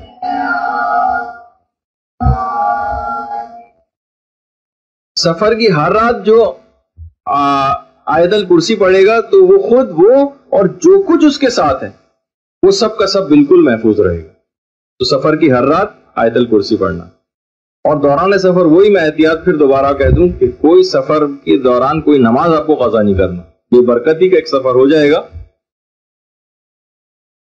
اور کہ بہت سی چیزیں ایسی ہیں کہ واقعی ایسے مسئلے پیش آ جاتے ہیں. ابھی مجھے جیسے کہ میں نے آپ سے کہا ایک سعادت ملی، جب مدینے پہنچنے والے تھے اس وقت فجر کا وقت تھا اور بس کو رکوا کر فجر کی نماز پڑھنی تھی اور وقت نکلا جا رہا تھا، اور بس ڈرائیور جو کہ ایک سوڈانی تھا وہ کسی صورت بس روکنے پہ تیار نہیں تھا، کسی صورت بس روکنے پہ تیار نہیں تھا۔ اچھا، اب فاقد الطہورین کا مسئلہ پیش آ جاتا ہے۔ مثلا اکثر لوگ ہیں نہ ان کا وضو ہے اور نہ بس میں کوئی تیمم کی کوئی ایسی جگہ ہے جہاں تیمم کر سکیں۔ خیر وہ تو مسئلہ تھا اپنی جگہ، لیکن اکثر مسافروں نے دل ہی دل میں وہاں پر دعا کی کہ یا رسول اللہ، توسل کیا پیغمبر اسلام سے کہ آپ کے شہر میں آ رہے ہیں اور کیا پہلا تحفہ ہم آپ کو یہ دیں گے کہ یہاں پر آ کر نماز فجر قضا ہو جائے ہماری۔ یقین کیجئے کہ بس یہ کہنے کی دیر تھی کہ اس سے پہلے وہ لڑائی جھگڑا کر چکا تھا ڈرائیور، اور صرف 2 یا 3 منٹ بعد ہی اس نے فوراً ایک جگہ پہ اپنی بس کو پارک کیا، کہا یہ مسجد ہے سامنے، اس نے جا کر پانی کھلوایا، سب لوگوں نے وہاں پانی سے وضو کیا، جلدی جلدی نماز پڑھی، اور اس طرح سے یعنی ایسا توسل وہ اگر آپ اس دوران سفر میں کوئی بھی ایسی مشکل پیش آ جائے توسل کریں۔ آپ لوگوں کے ویزے میں آج ایک پرابلم تھی جو کہ مسئلہ نہیں حل ہو پا رہا تھا، آیت اللہ شہاب الدین مرشی نجفی کا توسل اختیار کیا اور اپنے اس پرابلم یعنی وہ منٹوں اور سیکنڈوں میں پرابلم سالو ہو گئی۔ تو بہرحال باقاعدہ یہ چھوٹی چھوٹی بھی اس طرح کی چیزیں، یہاں تک کہ پیغمبر اسلام یہاں تک فرماتے تھے کہ جوتے کے تسمے تک کے لیے تم پروردگار سے دعا کیا کرو، یعنی ضروری نہیں کہ بہت اہم کوئی مسئلہ پیش آئے گا دعا کریں گے، اور ویسے نہیں، چھوٹی چھوٹی چیزوں کے لیے بھی دعا اور توسل کو اختیار کیا جا سکتا ہے۔ اچھا، وضو کے سلسلے میں بھی بات آئے گی، ابھی شاید میں آگے چل کے اس کے کچھ مسائل بتاؤں، بلکہ ابھی کچھ بتا دیتا ہوں کہ دوران سفر ویسے کوشش یہ کرنا ہے کہ ہر وقت باوضو رہے، لیکن یقیناً یہ چیز مشکل ہو جاتی ہے، خاص طور پر آپ کے سفر میں جو بسوں وسوں کا سفر ہوتا ہے، ہر جگہ وضو کرنا اس لحاظ سے آپ کے لیے ممکن نہیں ہوتا، لیکن واجب نمازوں کے لیے جو وضو کرنا پڑے تو کوشش یہ کیجیے گا کہ کوئی بھی مثلا سر کے بال یا مثلا آپ کی کلائیاں یا پاؤں نامحرم کے سامنے ظاہر نہ ہو۔ اگر کوئی ایسا موقع پیش آ جائے تو باقاعدہ خواتین یہ کر سکتی ہیں کہ چادر سی لے کر ایک حلقہ سا بنا لیں اور اس میں خواتین وضو کریں جس کسی نامحرم کی نگاہ ان پہ نہ پڑے۔ بالفرض ایسا مسئلہ کوئی پیش آ جاتا ہے کہ کوئی ایسی چیز بھی نہیں ہے اور بہرحال وضو کے لیے نامحرم کے سامنے جانا پڑے گا، بال کھولنے پڑیں گے یا پاؤں کے مسح کے لیے پاؤں نکالنا پڑے، کوئی اور طریقہ نہ ہو، تو ایسے موقع پر وضو ہی ساقط ہے بلکہ تیمم کرنا پڑے گا۔ یعنی یہ چند ایک باتوں کا آپ کو خاص طور پر وضو کے سلسلے میں بھی خیال رکھنا ہے کہ کوئی اس طرح کے ایسا نہ ہو کہ پتہ چلا کہ آپ ٹھیک ہے آپ نے کہا کہ نماز قضا نہیں ہوں گی تو وضو اس کے لیے کرنا پڑے گا، تو وضو کے اندر کوئی گناہ پیش آ رہے ہوں۔ ویسے تو آپ کے ساتھ سفر میں بہت سارے صاحبان علم ہیں، مولانا حسن عباس صاحب ہیں، ان سے بھی مسائل پوچھ سکتی ہیں، ہمارے بچوں کے مدرسے کی پرنسپل محترمہ ملیکہ کاظمی صاحبہ ہیں، ان سے بھی آپ فاضلہ خاتون ہیں، آپ ان سے بہت سی باتیں دریافت کر سکتی ہیں۔ تو سفر میں اتنے اچھے افراد آپ کے ساتھ ہیں تو آپ ان سے وقتاً فوقتاً اپنی رہنمائی چاہیے گا اور لیجیے گا ان سے۔ تو اس بات کا خیال رہے کہ وضو کے سلسلے میں یہ احتیاطیں، اور ہر نماز کے بعد مسافر کے لیے تسبیحات اربع پڑھنے کی بڑی تاکید آئی، یعنی جدھر کوئی آپ نماز پڑھ کے ختم کریں اس کے بعد تسبیحات اربع، اس کی کوئی خاص ایک عدد مقرر نہیں ہے، 1 دفعہ بھی پڑھ سکتے ہیں، 3 دفعہ بھی پڑھ سکتے ہیں، 5 7 دفعہ بھی پڑھ سکتے ہیں، وہ آپ دیکھ لیجئے گا کہ لیکن مسافر کو سفر میں تسبیحات اربع پڑھنے کی تاکید آئی، اور اس سفر سے آپ کو سفر آخرت بھی ہمیشہ اپنا یاد رہنا چاہیے۔ اپنے ساتھیوں کو آپ کوشش کریں، صرف 3 منٹ رہ گئے، مجھے پتا ہے کہ گرمی بڑی شدید ہو رہی ہے یہاں پر، اس کے بعد میں 5 10 7 منٹ کا ایک وقفہ دے دوں گا، اس کے بعد 1 گھنٹے کی ہماری نشست اور ہوگی اس موضوع پر۔ آج ہم صرف سفر ہی کی چند باتیں سے بیان کر سکیں گے، میرا ارادہ تو یہ تھا کہ اگلی نشست میں زیارات، ظاہر ہے کہ جب آپ ایران پہنچ جائیں گی اور امام کے حرم جائیں گی اور حرم میں جاتے وقت آپ کو کیا کرنا ہے اور وہاں جا کر کون سی دعائیں کرنا ہے، بہت ساری اس طرح کی باتیں بھی آپ کی خدمت میں پیش کرنا تھی، اور کل کی بھی شاید صرف 2 گھنٹے کی ہمیں نشست مل پائے جو کہ شاید میرے نزدیک اتنی کافی نہیں ہے، لیکن مجبوری ہے کل ہی ہمیں اختتام کرنا پڑے گا کہ آپ لوگوں کے پاس بھی وقت نہیں ہے، اور یہاں پر بھی اگلے دنوں میں بچوں کی کلاسز ہوں گی تو کلاس کرنا پاسبل نہیں ہوگا اس سے زیادہ۔ البتہ بہرحال سفر پر جانے سے پہلے ان چیزوں کی معرفت حاصل ہو جائے، جس جگہ جا رہے ہیں ان صاحب جو شخصیات وہاں پر مدفون ہیں ان کی معرفت حاصل ہو جائے، پھر آپ جب سفر پہ جائیں گے اور ان کی قبور پہ پہنچیں گی تو پھر آپ کو زیادہ لطف، مزہ، ثواب اور فضیلتیں حاصل ہوں گی۔ ورنہ اگر ویسے ہی جائیں، مثلا آپ کے سامنے میں ذکر کر دوں کہ شاہ عبد العظیم کی زیارت، اور آپ کو پتہ ہی نہیں کہ شاہ عبد العظیم کی زیارت کا ثواب اور فائدہ کیا ہے، کہ کہا جاتا ہے کہ جیسے کہ روایت میں ہے کہ ان کے ثواب وہی ہے جو امام حسین کی زیارت کا ثواب شاہ عبد العظیم، اور چند ایک ایسے علماء کی زیارت، ان کے متعلق بھی ابھی ایک گفتگو میں شاید آگے چل کر آئے. بہت ساری اس طرح کی چیزیں تھیں جو آپ کی خدمت میں پیش کرنا تھی، لیکن شاید وقت اس کے لیے اتنا نہ بچے ہمارے پاس. اچھا، کوشش یہ کریں دوران سفر کہ آپ کے جتنے بھی ساتھی ہوں ان کو، اپنے ساتھیوں کو ہمیشہ اچھی چیز پیش کرنا. یعنی ایک چیز آپ کے پاس آئی، یہ اس کو دینے کی بڑی تاکید آئی ہے. خود پیغمبر اسلام کی یہ سیرت تھی کہ پیغمبر کے ساتھ اگر کوئی سفر میں ہوتا تھا، کوئی بھی ساتھ ہوتا تھا، پیغمبر مثلا اگر مسواک کی لکڑی بھی زمین سے اٹھا رہے ہیں اور ایک بالکل سیدھی اور صحیح لکڑی ہے اور ایک ٹیڑھی میڑھی لکڑی ہے، تو مسواک کی جو صحیح اور بہترین لکڑی ہوتی تھی اپنے ساتھی کو دیتے تھے، اپنے ساتھی کو دیتے تھے. بلکہ چھٹے امام تو یہاں تک فرماتے ہیں کہ جو شخص بھی کسی مومن کے ساتھ 40 قدم تک چلے تو خدا قیامت میں اس کے متعلق ضرور سوال کرے گا، اس کے حق کے بارے میں. 40 قدم بھی اگر کوئی شخص کسی کے ساتھ چلے، آپ تو کتنے ہزاروں قدم ساتھ چلیں گی، تو کتنا زیادہ اپنے ان ساتھیوں کا آپ کو خیال کرنا. دوران سفر آپ کو بہت ساری نعمتیں پروردگار کی جیسے جیسے یاد آتی جائیں، ویسے تو امام کی سیرت یہ تھی کہ امام فوراً اتر کر اسی جگہ پر سجدہ کیا کرتے تھے جب بھی خدا کی کوئی نعمت یاد آتی تھی. اسی جگہ تک کہ بازار کی بھی پرواہ نہیں کرتے تھے، اترے اور سواری سے اور سجدہ کیا نیچے. لیکن بہرحال آپ کے لیے تو ممکن نہیں ہوگا، اس کے لیے پھر علماء نے، بلکہ امام ہی نے طریقہ بتایا کہ پھر اپنے ہتھیلی کے اوپر اپنے گال کو رکھ کے اور آپ شکرن للہ یا کوئی بھی اس طرح کا کلمہ منہ سے نکال سکتی ہیں کہ جس سے شکر خدا ادا ہو جائے. تو بہرحال نعمتوں کا شکر بھی ادا کرتے ہوئے جانا اور اپنے ہم سفروں کے ساتھ ایک مکمل ہم آہنگی آپ کو رکھنا ہے. بس یہ ہے کہ کوشش یہ کریں کہ کوئی خدا کی نافرمانی نہ ہو. اور سفر میں دوران سفر ایک چیز کی اور بڑی تاکید آئی ہے، وہ ہے کہ دوران سفر اپنے ہم سفروں کے ساتھ زیادہ مسکرا کر ملنا. جیسے کہ میں نے پچھلی دفعہ جب سفر پہ خواتین جا رہی تھی اس وقت بھی یہ بات کو ذکر کیا تھا کہ مجھے ایک دفعہ ایک سفر درپیش تھا، تو جہاز میں پچھلی سیٹ پہ میں نے ایسے مڑ کر دیکھا تو ایک صاحب تھے، انہیں دیکھ کے مسکرائے. ظاہر ہے کہ ایک اخلاقیات کا تقاضا ہوتا ہے، آپ بھی انہیں دیکھ کے مسکرا دیتے ہیں. تو دوسری تیسری دفعہ نگاہ پڑی تو وہ پھر مسکرا رہے تھے. بہت بعد میں جا کر پتہ چلا کہ کوئی نفسیاتی مریض تھے وہ. تو بہرحال بہت سارے سفروں میں اس طرح سے بھی لوگوں سے وہ مستحبات پہ عمل نہیں کر رہے ہوتے بلکہ کسی مرض میں گرفتار تھے نفسیاتی. تو بہرحال علماء نے ایک بات کو اور کہا ہے کہ 3 باتیں ایسی ہیں، ویسے تو آپ کو موافقت کرنی ہے اپنے تمام ساتھیوں کے ساتھ، لیکن 3 باتوں میں اپنے ہم سفروں پہ فوقیت لے جانا.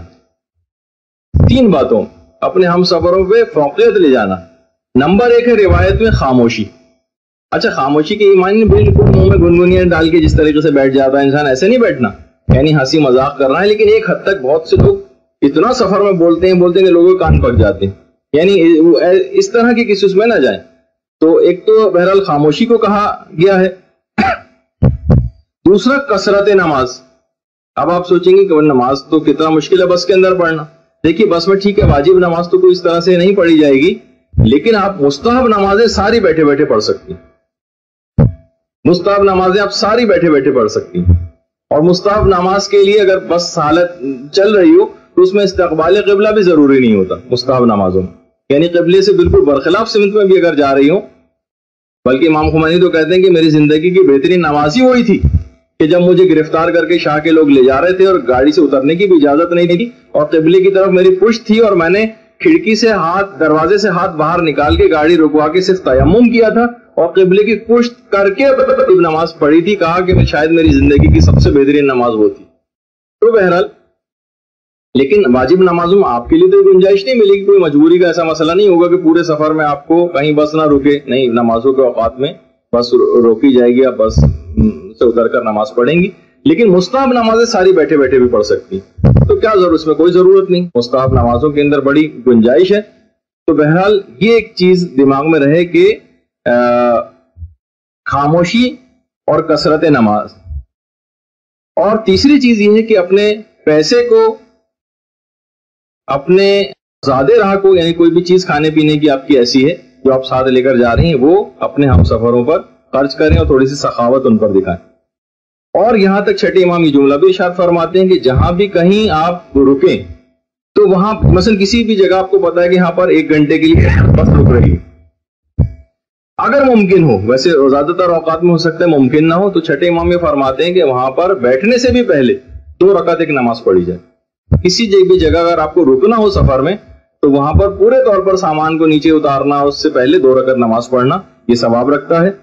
اور چھٹے امام یہ بھی جملہ ارشاد فرماتے ہیں کہ جب سامان اٹھا کے اگلی منزل کی طرف چلنا ہو آپ کو، مثلا 1 گھنٹہ رکنے کے بعد پھر سفر درپیش ہے، تو 2 رکعت نماز پھر پڑھنا ثواب رکھتا ہے. کیونکہ چھٹے امام جملہ ارشاد فرماتے ہیں کیونکہ زمین کے اس ٹکڑے پر نماز کو ختم کرنے کے بعد وہاں پر ملائکہ کو سلام کیا جائے، کیونکہ زمین کا کوئی ٹکڑا ایسا نہیں ہے جہاں پر ملائکہ نہ رہتے، ملائکہ کو سلام کر کے آگے بڑھا جائے. اور بہرحال شکر خدا مسلسل انجام دیتے رہنا ہے دوران سفر بھی. اور بہرحال کے علم دین کی راہ پر آپ آئیں کہ یہ آپ کو توفیق پروردگار آپ کو ملی کہ آپ سفر زیارت کو، اگر آپ نہیں آتی تو یہ توفیق بھی آپ کو حاصل نہیں ہوتی. اور لئن شکرتم لازیدنکم، شکر جتنا آپ کریں گے اتنا نعمت میں زیادتی ہوگی، اور انشاءاللہ آئندہ بھی آپ کو پروردگار عالم بار بار ان مقامات مقدسہ کی زیارت کا شرف عطا فرمائے گا. اچھا، اور بس ایک بات اس پہ اور کر کے میں تھوڑا سا اب روک دیتا ہوں اس گفتگو کو، کیونکہ آپ تھوڑی سی اب مضطرب اور پریشان محسوس ہو رہی ہیں. ان 3 میں مسافر تھا، روزے دار تھا اور مریض تھا، اور اس میں اس گرمی کے حالت میں بیٹھی ہوئی خواتین، اگر میرا وہ ہوتا تو میں اس کو چوتھی چیز بھی جو قابل ملامت نہیں آپ کا اضافہ کر دیتا، لیکن وہ نہیں کر سکتے روایت کے اندر. تو بہرحال یہ کہ دوران سفر، کیونکہ بس کا سفر ہے، اس میں آپ کوشش کیجیے گا کہ ہو سکتا ہے ذرا لمبے لمبے سفر بھی ہوں تو آپ کو اپنی ٹانگوں کو مستقل بیٹھے بیٹھے ہی حرکت دیتی رہے. کیونکہ اگر زیادہ دیر ایک ہی جگہ پر مستقل بیٹھے رہیں اور ٹانگوں کو حرکت آپ نے نہ دی تو بعض اوقات ایک چیز ہوتی ہے ڈیپ وین تھرومبوسس اس کو کہتے ہیں، یعنی ٹانگوں میں آپ کی شدید درد شروع ہو جائے گا، اور بعض اوقات خون کے کلوٹس بھی جو ہے جم جاتے ہیں اتنے لمبے لمبے سفر ہوں. تو آپ کوشش کریں کہ ذرا سی آپ کو وہ محسوس ہو تو آپ بس کے اندر تھوڑی سی اپنی سیٹ پہ اس جگہ پہ کھڑی ہو جائیں، یا مثلا یہ کہ کسی اور کو بیٹھنے دیں، آپ تھوڑی سی دیر کے لیے کھڑی ہو جائیں، یا ٹانگوں کو بیٹھے بیٹھے بھی مسلسل حرکت دیتی رہیں تاکہ اس طرح کی کوئی پرابلم سفر کے دوران پیش آئے. اور بس ایک آخری بلکہ بات اور کہوں، اس کے بعد اس کو ختم کروں اس بات کو کہ خوش اخلاقی کا سفر میں آپ کو بڑا خیال رکھنا. بلکہ کہا جاتا ہے کہ اصل خوش اخلاق وہی ہے جو سفر میں خوش اخلاق، جو یہاں پر وطن میں خوش اخلاقی سے مل رہا ہے یہ خوش اخلاق نہیں. اصل خوش اخلاق وہ ہے جو سفر میں خوش اخلاق ہو. بلکہ اصل خوش اخلاقی کہا ہی اس کو جاتا ہے کہ دوسروں کی مصیبتوں پر صبر کرنا. یہ نہیں کہ خوش اخلاقی کہ ہم کسی سے بڑا ہنس کر مل رہے ہیں، بڑے بچ کر مل رہے ہیں، بڑا گرم جوشی سے مسافہ کر رہے ہیں. یہ ہو سکتا ہے اس کو ایک چھوٹا سا پارٹ ہو خوش اخلاقی کا، لیکن اصل میں دوسروں کی دی ہوئی مصیبتوں پر صبر کرنا یہ ہے خوش اخلاقی. دوسروں کو اذیت پہنچانے سے باز رہنا یہ ہے خوش اخلاقی. اصل خوش اخلاقی یہ وہ تو چھوٹا سا پارٹ ہے جو ہم نے سمجھ لیا ہے کہ منہ سے کسی سے اچھے طریقے سے مسکرا کر مل لینا یا گرم جوشی سے مسافہ، یہ بہت چھوٹا سا اس کا ایک پارٹ. لیکن معصومین نے فرمایا کہ اس سلسلے میں اعتدال سے کام لیا جائے. اعتدال، کیونکہ اگر آپ نے بہت زیادہ پیسہ خرچ کیا تو جواباً ان کی بھی کوشش ہوگی کہ آپ پر خرچ کریں، تو وہ ایک مشکل کے اندر مبتلا ہو جائیں گے. اور اگر وہ ایسا نہ کر سکے جواباً، ان کی استطاعت اتنی نہیں تھی، تو امام فرماتے ہیں گویا تم نے ان کو ذلت میں مبتلا کیا، ان کو شرمندگی اور خفت کا احساس ہوگا کہ آپ تو ان پر عنایات کی بارش کرتی چلی جا رہی ہیں اور جواباً وہ کچھ نہ کر سکے. تو اس کے اندر ایک اعتدال کا خیال ضرور رکھا جائے.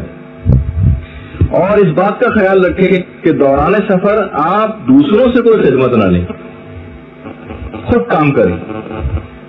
پیغمبر اسلام ختمی مرتبت صلی اللہ علیہ وآلہ وسلم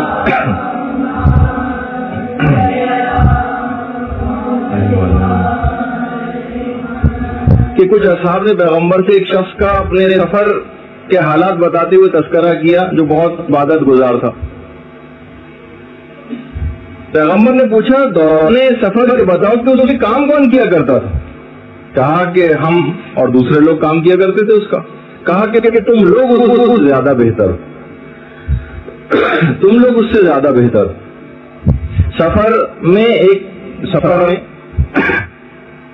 کسی نے پیغمبر اسلام سے کہا کہ یا رسول اللہ میں بکری ذبح کر سکتا ہوں، میں بکری ذبح کروں گا. کچھ نے کہا کہ میں کو کاٹ سکتا ہوں، کچھ نے کہا کہ کھانا میں پکاؤں گا. تو پیغمبر اسلام نے کہا کہ لکڑیاں پھر میں جمع کروں گا، کیونکہ خدا کو یہ بات کا ناپسند ہے کہ کوئی بندہ اپنے ساتھیوں کے ساتھ موجود ہو مگر وہ ان کا ہاتھ نہ بٹائے. تو آپ کو کوشش یہ کرنی ہے کہ بہت سارے ایسے مواقع پیش آئیں گے، کھانا لگانا ہے، کھانا دوسروں کو سرو کرنا ہے، آگے بڑھ کر ایک خدمت اپنے ذمے لے لے. بہت بڑی آپ کو توفیق پروردگار کی ملے گی. سفر میں بہت آسان ایک طرف ہو کر بیٹھ جانا اور بس دسترخوان لگنے کا انتظار کرنا اور فوراً جم کے اس پہ بیٹھ جانا، یہ کسی کو آسان ہوگا.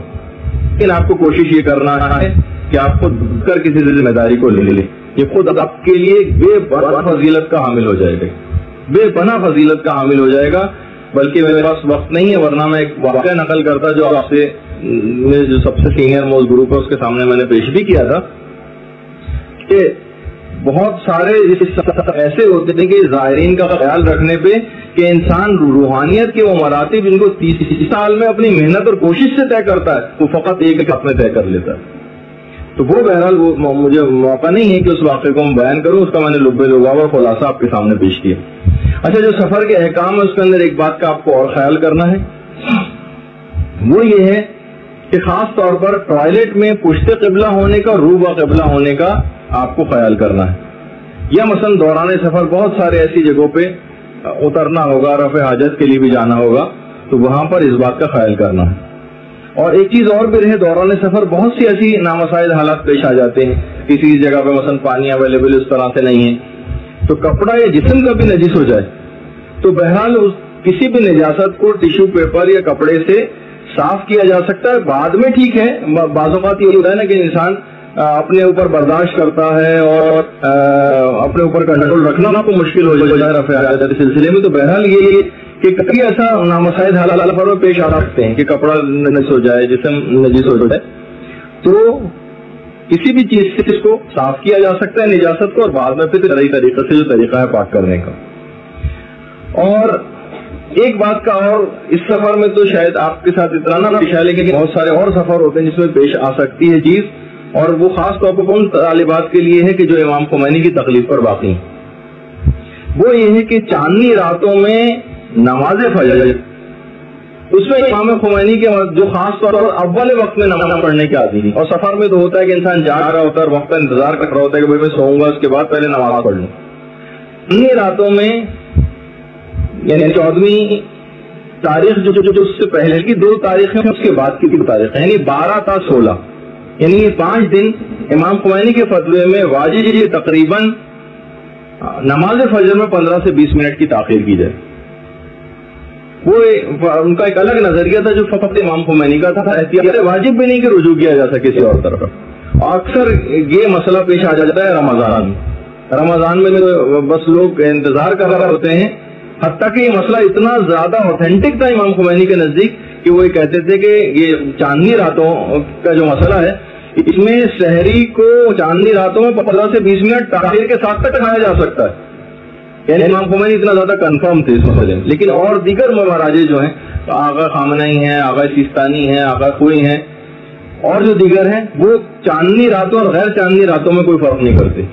لیکن امام خمینی کی جو تقلید میں خواتین ہوں وہ اول وقت میں 12 تا 16 چاند کی تاریخیں جو ہیں اس میں، میں ویسے ہی چاہے اس میں آپ کو یہ مسئلہ اتنا نہ پیش آئے اس سفر میں، لیکن آئندہ کبھی کوئی سفر ہو تو الگ سے تو کوئی کلاس اس کے لیے نہیں لی جائے گی، تو آپ کے علم میں یہ بات رہے کہ سفر کے جو امام خمینی کی تقلید میں ہوں وہ 12 تا 16 چاند کی تاریخوں میں نماز فجر کو 15 سے 20 منٹ تاخیر کر کے پڑھیں، اول وقت میں نہ پڑھیں جو کہ کیلنڈرز وغیرہ کے اندر لکھا ہوتا ہے. اچھا، اسی طریقے سے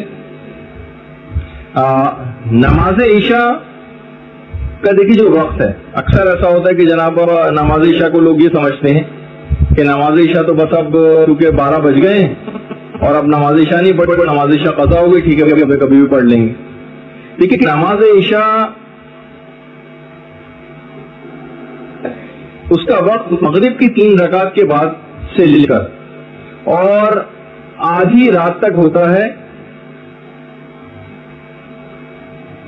یعنی اس شخص کے لیے کہ جس کو کوئی مجبوری نہیں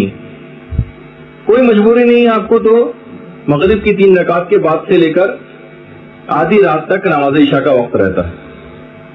لیکن جو مضطر ہو، یعنی جو نہیں پڑھ سکا، کوئی ایسی چیز پیش آ گئی، بیمار ہو گیا، کسی مریض کو لے کر اسپتال جانا پڑ گیا، ٹائم نہیں مل سکا اور 12 ساڑھے 12 کے قریب ہو گئے، تو وہ یا یہ لوگ یہ سوچتے ہیں اب تو نماز قضا ہو گئی، اب بعد میں کبھی بھی پڑھ لیں گے، اس طرح اور نمازیں قضا ہو جاتی ہیں. نہیں، مضطر کے لیے نماز فجر تک ٹائم رہتا ہے. یعنی جو پڑھ نہ سکا کسی وجہ سے، اس کو وہ چھوڑ نہیں سکتا یہ سوچ کے کہ اب تو میری قضا ہو گئی.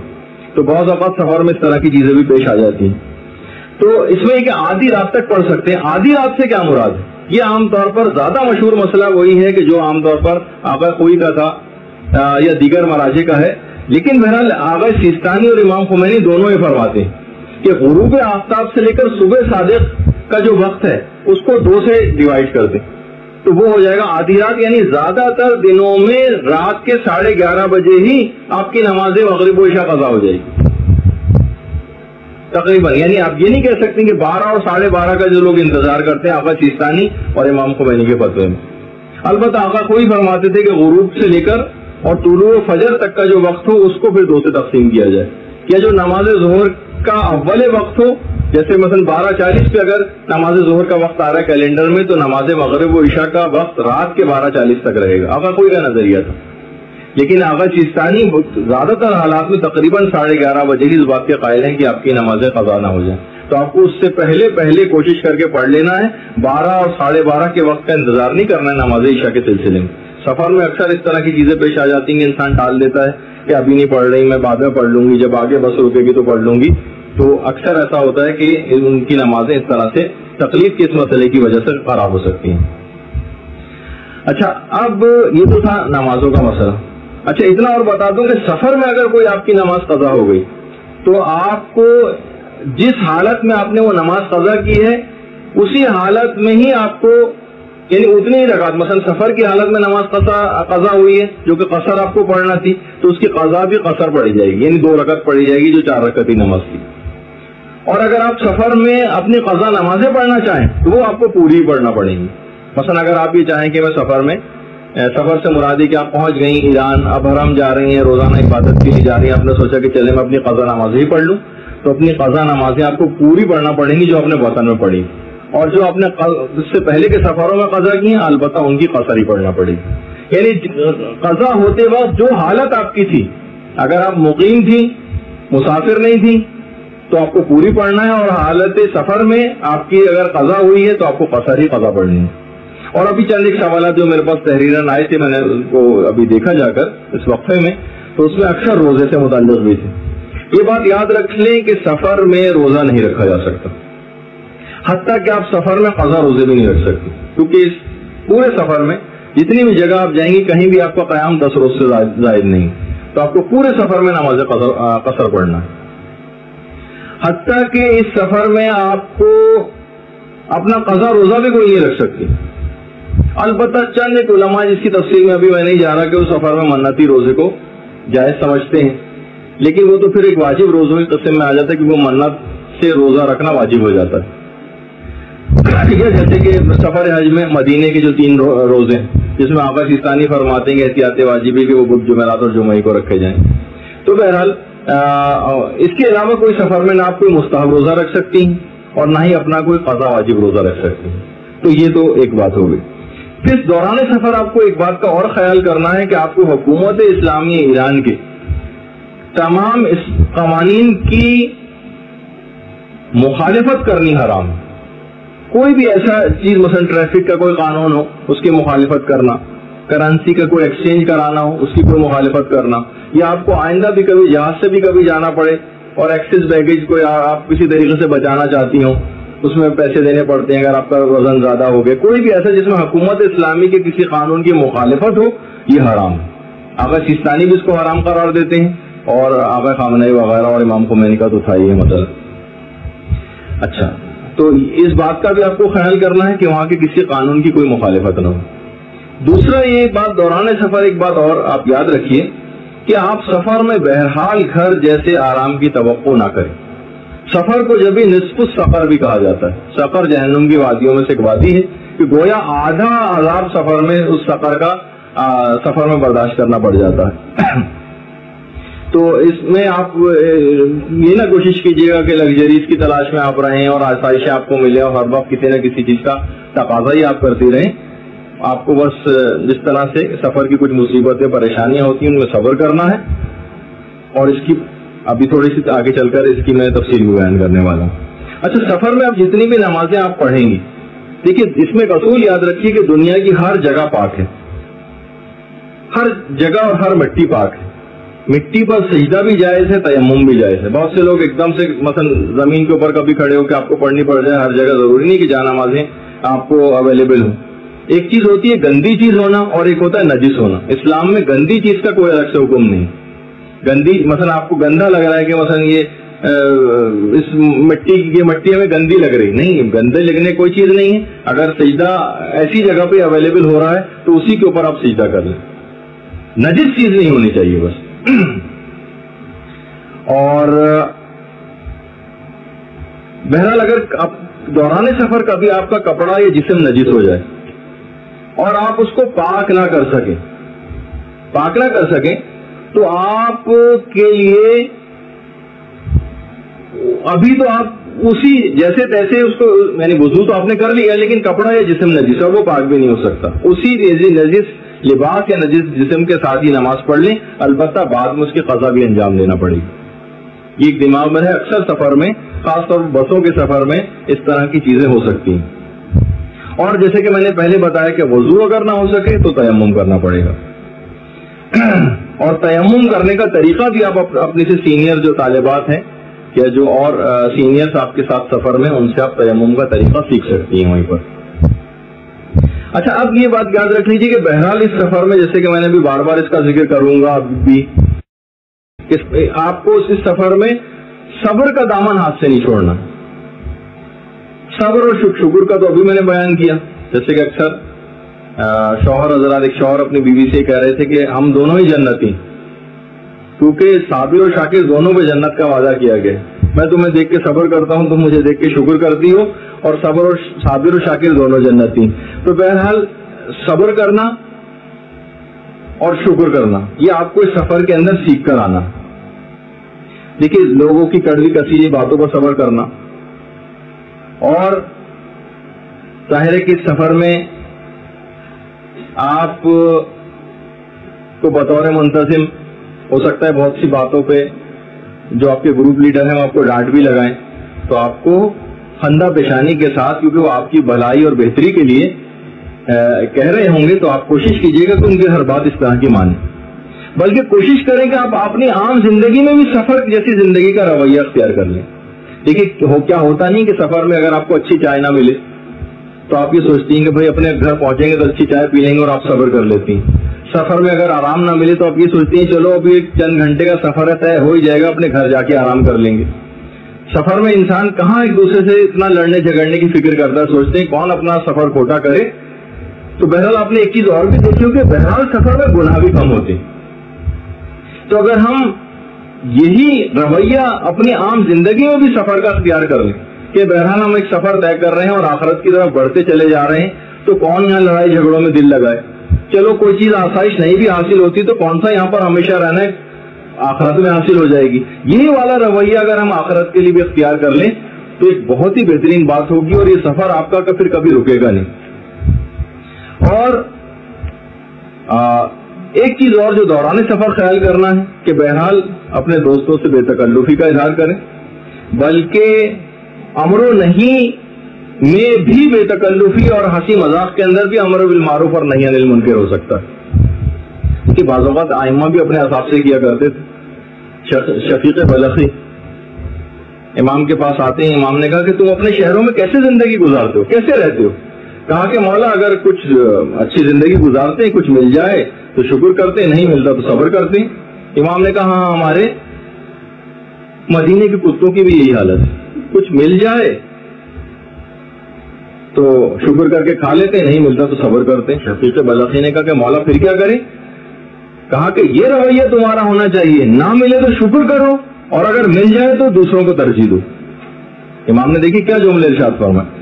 تو بہرحال یہاں تک پیغمبر اسلام بھی جملے بار بار ارشاد فرماتے تھے کہ کھانا کھا کر شکر ادا کرنا ایسے ہی ہے جیسے اللہ کے لیے روزہ رکھنا. یعنی کوئی بھی چیز, یعنی زندگی میں اتنی نعمتیں انسان کو حاصل ہوتی ہیں تو اس میں شکر ضرور کرتا جائے. اس سفر میں آپ کو ایک خاص بات اور حاصل ہوگی جو کہ سفر کے لیے بھی اور اپنی عام زندگی کے لیے بھی ہے, کہ سفر میں ایک صحبت صالح حاصل ہوتی, نیک لوگوں کی صحبت. یہ سفر کے بعد بھی کوشش کیجیے گا کہ نیک لوگوں کی صحبت رہے. جب بھی قرآن کے اندر جو آیت نہیں آئی کونوا صادقین, کہ سچوں کے ساتھ ہو جاؤ. دیکھیے کونوں صیغہ امر، امر مضارع سے بنتا ہے، یعنی علماء نے لکھا اور مضارع میں تجدد اور استمراری صفت ہوتی ہے، یعنی دوامان اور ہمیشہ نیک لوگوں کے ساتھ رہو. یعنی یہ نہیں کہ بس تھوڑے دن سفر میں بس نیک لوگوں کے ساتھ ہو گئے چند روز تک اور اس کے بعد پھر اپنے پرانے دوستوں کے درمیان انسان واپس چلا جائے.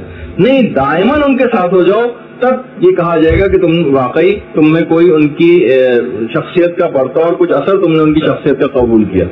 دیکھیے اگر کوئی خالی تالاب ہو اور ایک مچھلیوں سے بھرا ہوا تالاب ہو اور اس کے درمیان ایک دیوار ہو، تو اگر صرف یہ درمیانی دیوار بیچ میں سے ہٹا لی جائے تو تمام اس دوسرے تالاب کی مچھلیاں پانی کے ساتھ اس تالاب میں بھی آ جائیں گی.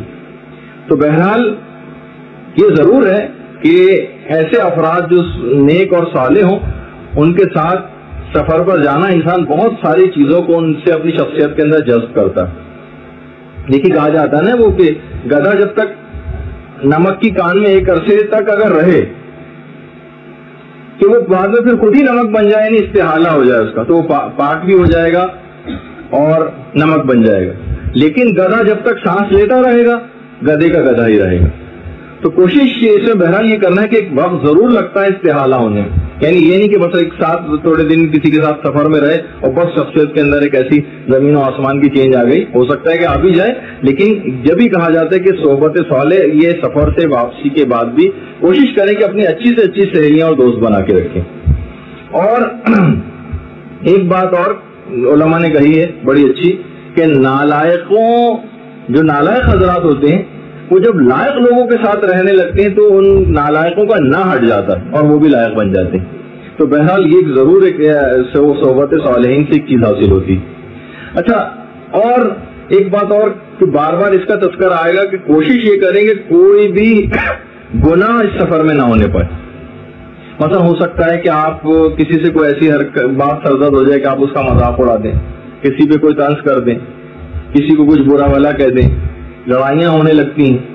کتنے سفر اس سے پہلے بھی 2 دفعہ طالبات وہاں جا چکی ہیں کہ جو اتنے قریبی دوست تھیں وہ کتنی زیادہ ایک دوسرے کی دشمن تقریباً بن گئی سفر سے واپسی پر. تو بہرحال کوشش یہ کرنا ہے کہ آپ کو بالکل چوکنا رہنا ہے. دیکھیے آپ نور زیارت وہاں سے جذب کر کے لا رہی ہوں گی تو آپ کو بہت بڑا چوکنا رہنا ہے. جس طرح کہا جاتا ہے نا کہ جب ہرن کی ناف میں مشک پیدا ہو جاتا ہے تو وہ پھر سوتا نہیں کہ کہیں میرا کوئی یہ مشک چرا کے نہ لے جائے، وہ کھڑے کھڑے ہونگ لیتا ہے. تو آپ کو بھی کوشش یہ کرنی کہ ذرا سا ادھر سے کوئی شیطانی خیال آیا کہ جو کہ آپ کو بہکا رہا ہے، آپ کو غصہ دلا رہا ہے، کسی خلاف آپ کو کر رہا ہے، فوراً سمجھ جائیے کہ شیطان ہے جو نور زیارت کو آپ سے چھیننا چاہتا ہے. وہ چاہتا ہی نہیں، وہ اس کو دیکھ رہا ہے کہ آپ وہاں سے جنتی ہو کر واپس آئیں گے، جیسے کہ آگے چل کر میں اس کا ذکر کرنے والا ہوں کہ تمام ائمہ نے اور کتنی روایات کے اندر یہ بات آئی کہ ایسے شخص پر جنت واجب ہو جاتی، معصومہ قوم کے روضے پر جانے کے بعد بھی اور مشہد میں امام رضا کے روضے پر جانے کے بعد بھی.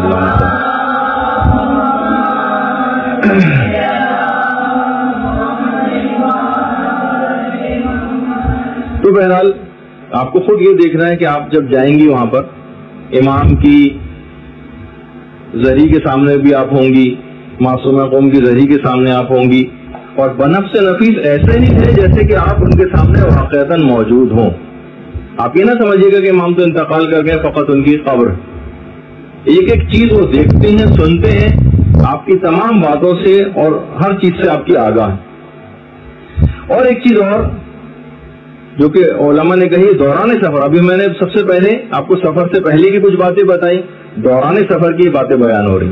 دوران سفر آپ جب بھی بس کے اندر ہوں گی اور بس چل رہی ہوگی اور آپ کو ارد گرد کے مناظر نظر آ رہے ہوں گے اور لوگ چلتے پھرتے آپ کو بازاروں میں نظر آ رہے ہوں گے، تو آپ واقعی یعنی اس وقت پھر دماغ میں لائیے گا کہ بس یہ سب کچھ ایسا ہی چلتا رہے گا اور میں نہ ہوں گی. یہ بازار ایسے قائم رہیں گے، لوگ اس میں ایسی خریداریاں کرتے رہیں گے اور میں نہ ہوں گی. تو کیوں نہ میں ایک ایسی جگہ کو جا کر آباد کروں جہاں مجھ کو ہمیشہ رہنا ہے.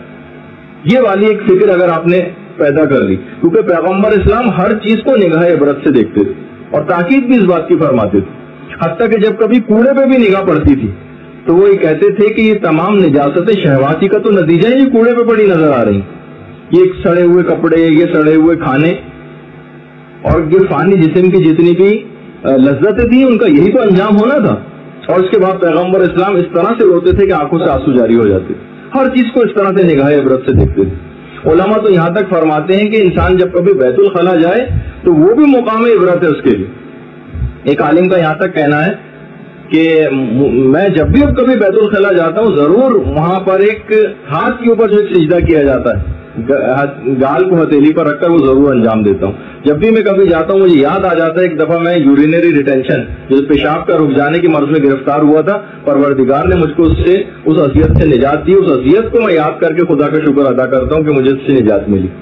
اور علماء یہاں تک بھی فرماتے ہیں کہ انسان باقاعدہ جائے اور نگاہ عبرت سے اپنے جسم سے نکلنے والی اس نجاست کو دیکھے اپنی آنکھوں سے کہ دیکھو یہ وہ چیز تھی جس کے لیے تم دوسروں کو جھوٹ بولتے تھے, جس کے لیے دوسروں کو فریب دیتے تھے, جس کے لیے کم تولا کرتے تھے اور دھوکہ دیتے تھے, جس کے لیے یہ سامنے ہے تمہارے اس حالت کے اندر.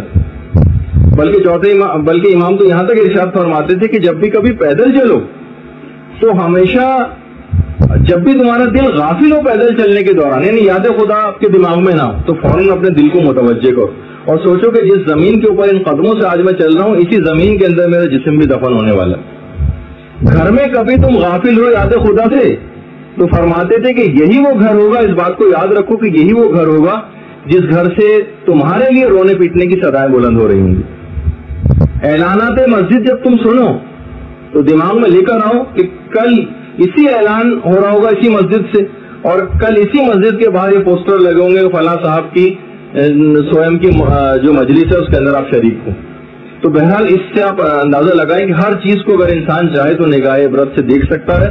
سفر کی ہر چیز کو دیکھتے ہوئے آخرت کو یاد کر کے اپنے سفر کو کھوٹا کرنے کے بجائے ایک فضیلتوں والے سفر اس کو قرار دے. دیکھیے ایک اور بھی بات ہے, مومن ایک سوراخ سے بار بار تو ڈسا نہیں جاتا ہے. سب لوگ موت کا شکار ہو رہے ہیں, بیمار بھی شکار ہو رہے ہیں اور صحت مند بھی, اچھا بوڑھے بھی شکار ہو رہے ہیں اور جوان بھی, نوزائیدہ ہو رہے ہیں.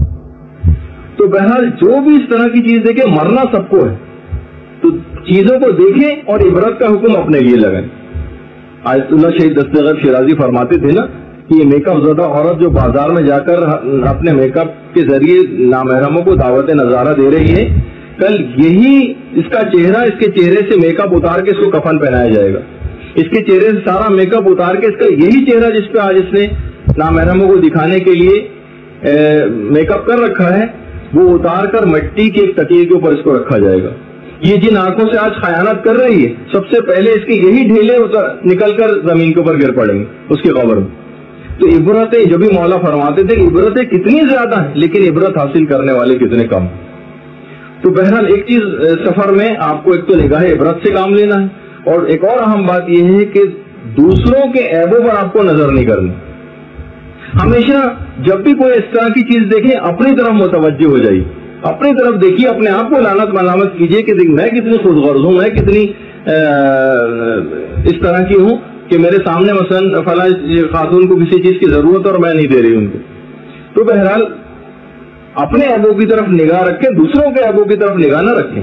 سفر سے واپسی کے کچھ احکام میں جب موقع پیش آئے گا تو اس وقت ایک بات اس سلسلے میں ضرور بتاؤں گا.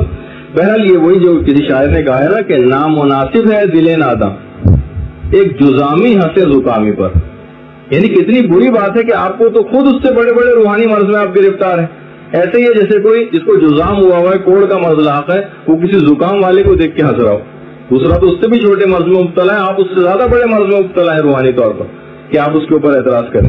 تو بہرحال اچھا اب دوران سفر ہوتے ہوتے یہاں تک کہ آپ کی بس چلتی رہے گی چلتی رہے گی چلتی رہے گی اور ایران آ جائے گا. اچھا اب دیکھیے اہل سنت کی بڑی مشہور کتاب ہے کنز العمال کے نام سے. پیغمبر اسلام کی ایک حدیث ہے کنز العمال کہ اسلام میں جو سب سے زیادہ حصہ ہے وہ ایرانیوں کا ہے. اور پیغمبر اس کنز العمال کتاب کے اندر, اور پیغمبر اسلام کا ایک اور خواب بھی کتابوں کے اندر نقل ہوا ہے. پیغمبر فرماتے ہیں کہ میں نے خواب میں دیکھا کہ سیاہ بھیڑوں کے غلے میں سفید بھیڑیں شامل ہو رہی ہیں. تو صحابہ نے عرض کیا یا رسول اللہ آپ اس خواب کی کس طرح سے تعبیر کرتے ہیں؟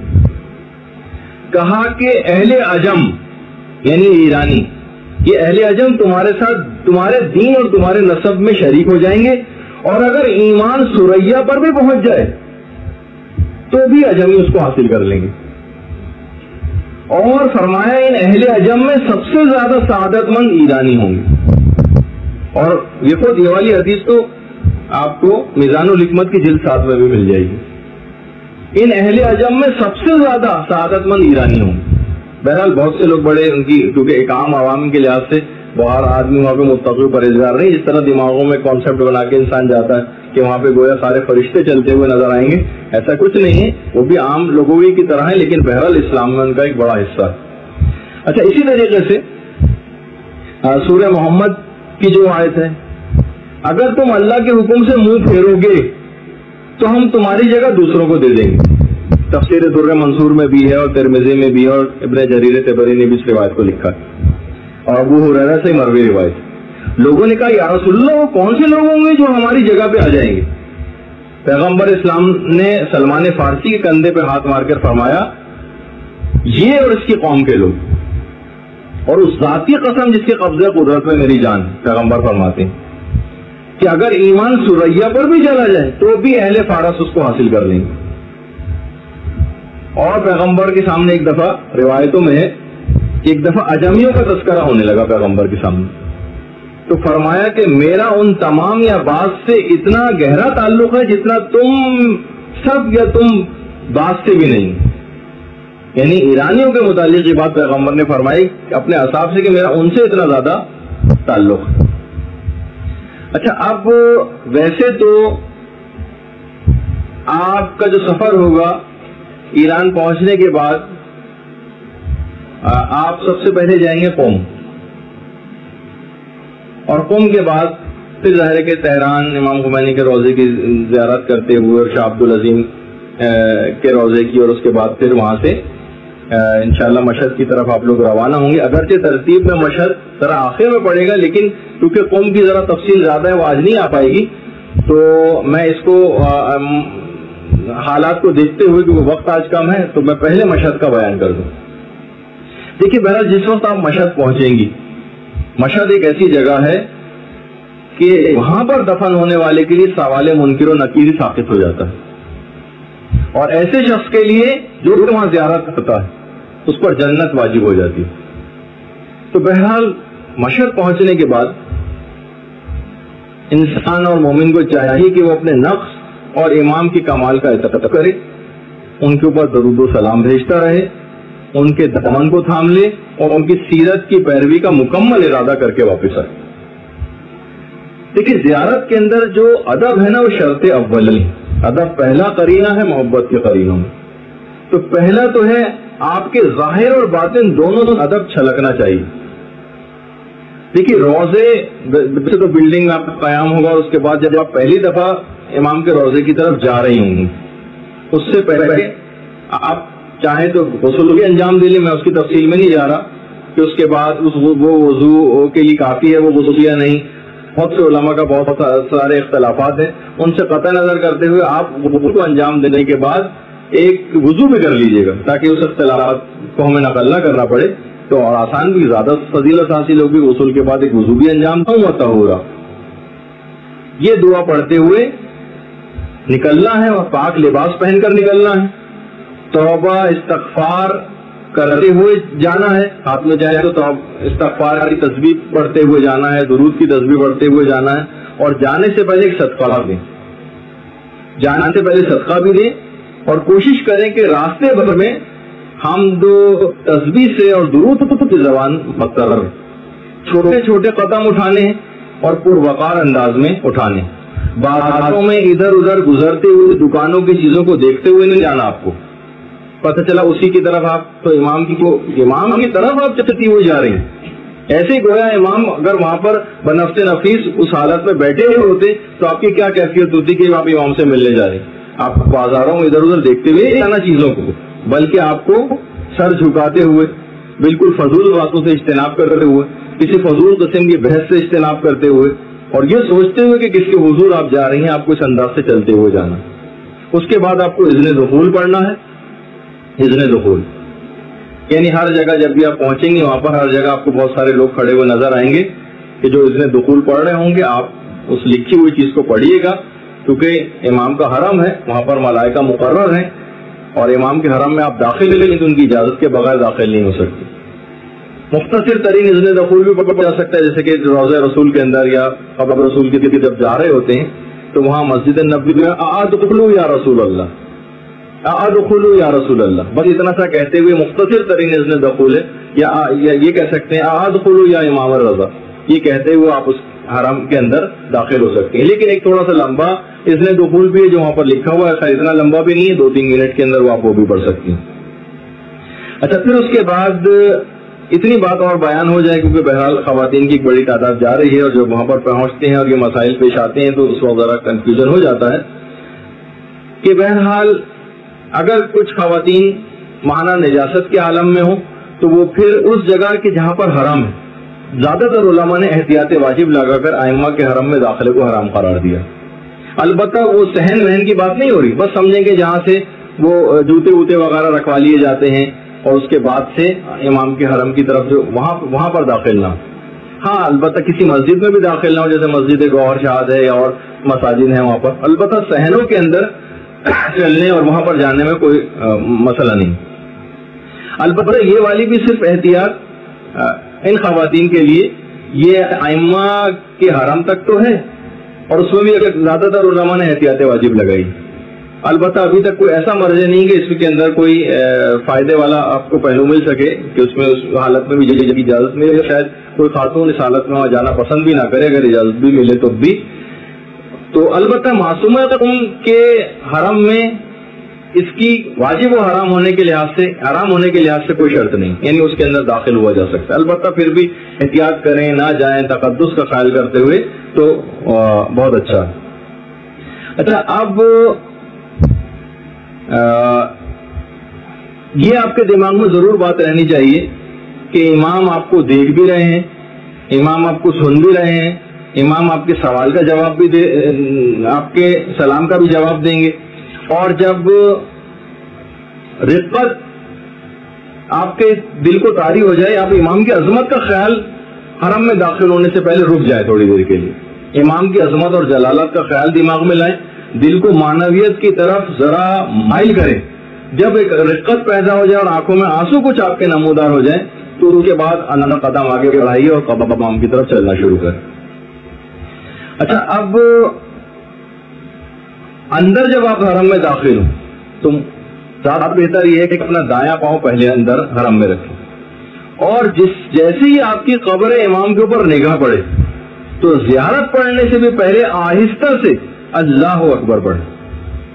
زیارت پڑھنے سے پہلے آہستہ سے اللہ اکبر کہیں جیسے ہی آپ کی نگاہ امام کی قبر پر پڑے. اور زیارت اس کے بعد آپ پڑھیں گی اور اس کے بعد پھر 2 رکعت نماز پڑھیں گی، نماز زیارت. اور علماء نے آداب میں ایک چیز اور بھی لکھی ہے اور وہ یہ ہے کہ باہر نکلنے میں، زیارت کے بعد باہر نکلنے میں جلدی کریں تاکہ دوبارہ زیارت کا شوق برقرار رہے، تاکہ دوبارہ زیارت کا شوق بھی برقرار رہے اور دوسرے لوگوں کو بھی موقع ملتا رہے زیارت کا. بعض اوقات ہوتا ہے نا، لوگ چمٹ کے بیٹھ جاتے ہیں اور اس جگہ سے ہٹتے نہیں اور دوسرے لوگوں کو موقع نہیں ملتا. اور ایک بات کا اور خیال رکھنا ہے کہ دیگر زائرین کا بھی آپ کو خیال رکھنا ہے، کسی کے پاؤں پہ نہ چڑھیں، کسی کو کونی نہ ماریں. عام طور پر وہاں پر خواتین کی ذرا حالت کچھ اور طرح کی ہوتی ہے، جو ایرانی خواتین یا دیہاتی ٹائپ کی خواتین ہوتی ہیں، ان کو دیکھ کر آپ کو بہت غصہ بھی آئے گا کہ وہ مثلا آپ کے پاؤں پہ، آپ کا پاؤں پہ چل دیا انہوں نے، آپ کے مثلا سر کے اوپر چڑھ گئی، کسی بچے کو آپ کے سر کے اوپر چڑھا دیا انہوں نے اور وہ زری کے اوپر لٹک رہا ہے بچہ، مثلا بہت ساری اس طرح کی چیزیں وہاں پر ہوتی ہیں. ہر طرح کے لوگ وہاں پر آتے ہیں. کسی کو کوشش کریں کونی نہ آپ کی لگے، کسی کو دھکا آپ کا نہ لگے. اور حرم میں جو بھی تلاوت، دعا اور نمازیں اس کے بعد آپ پڑھیں، ان سب کا ہدیہ امام معصوم کو کریں اور اپنی دعاؤں سب کے اندر امام کو وسیلہ قرار دیں. اچھا، اب دعائیں کون کون سی آپ مانگیں گی؟ دیکھیے، اب اس کے بعد تو وہاں پر تو اور اس کے علاوہ کوئی ایسا عمل نہیں ہے سوائے اس کے کہ آپ دعائیں مانگنی ہیں آپ کو.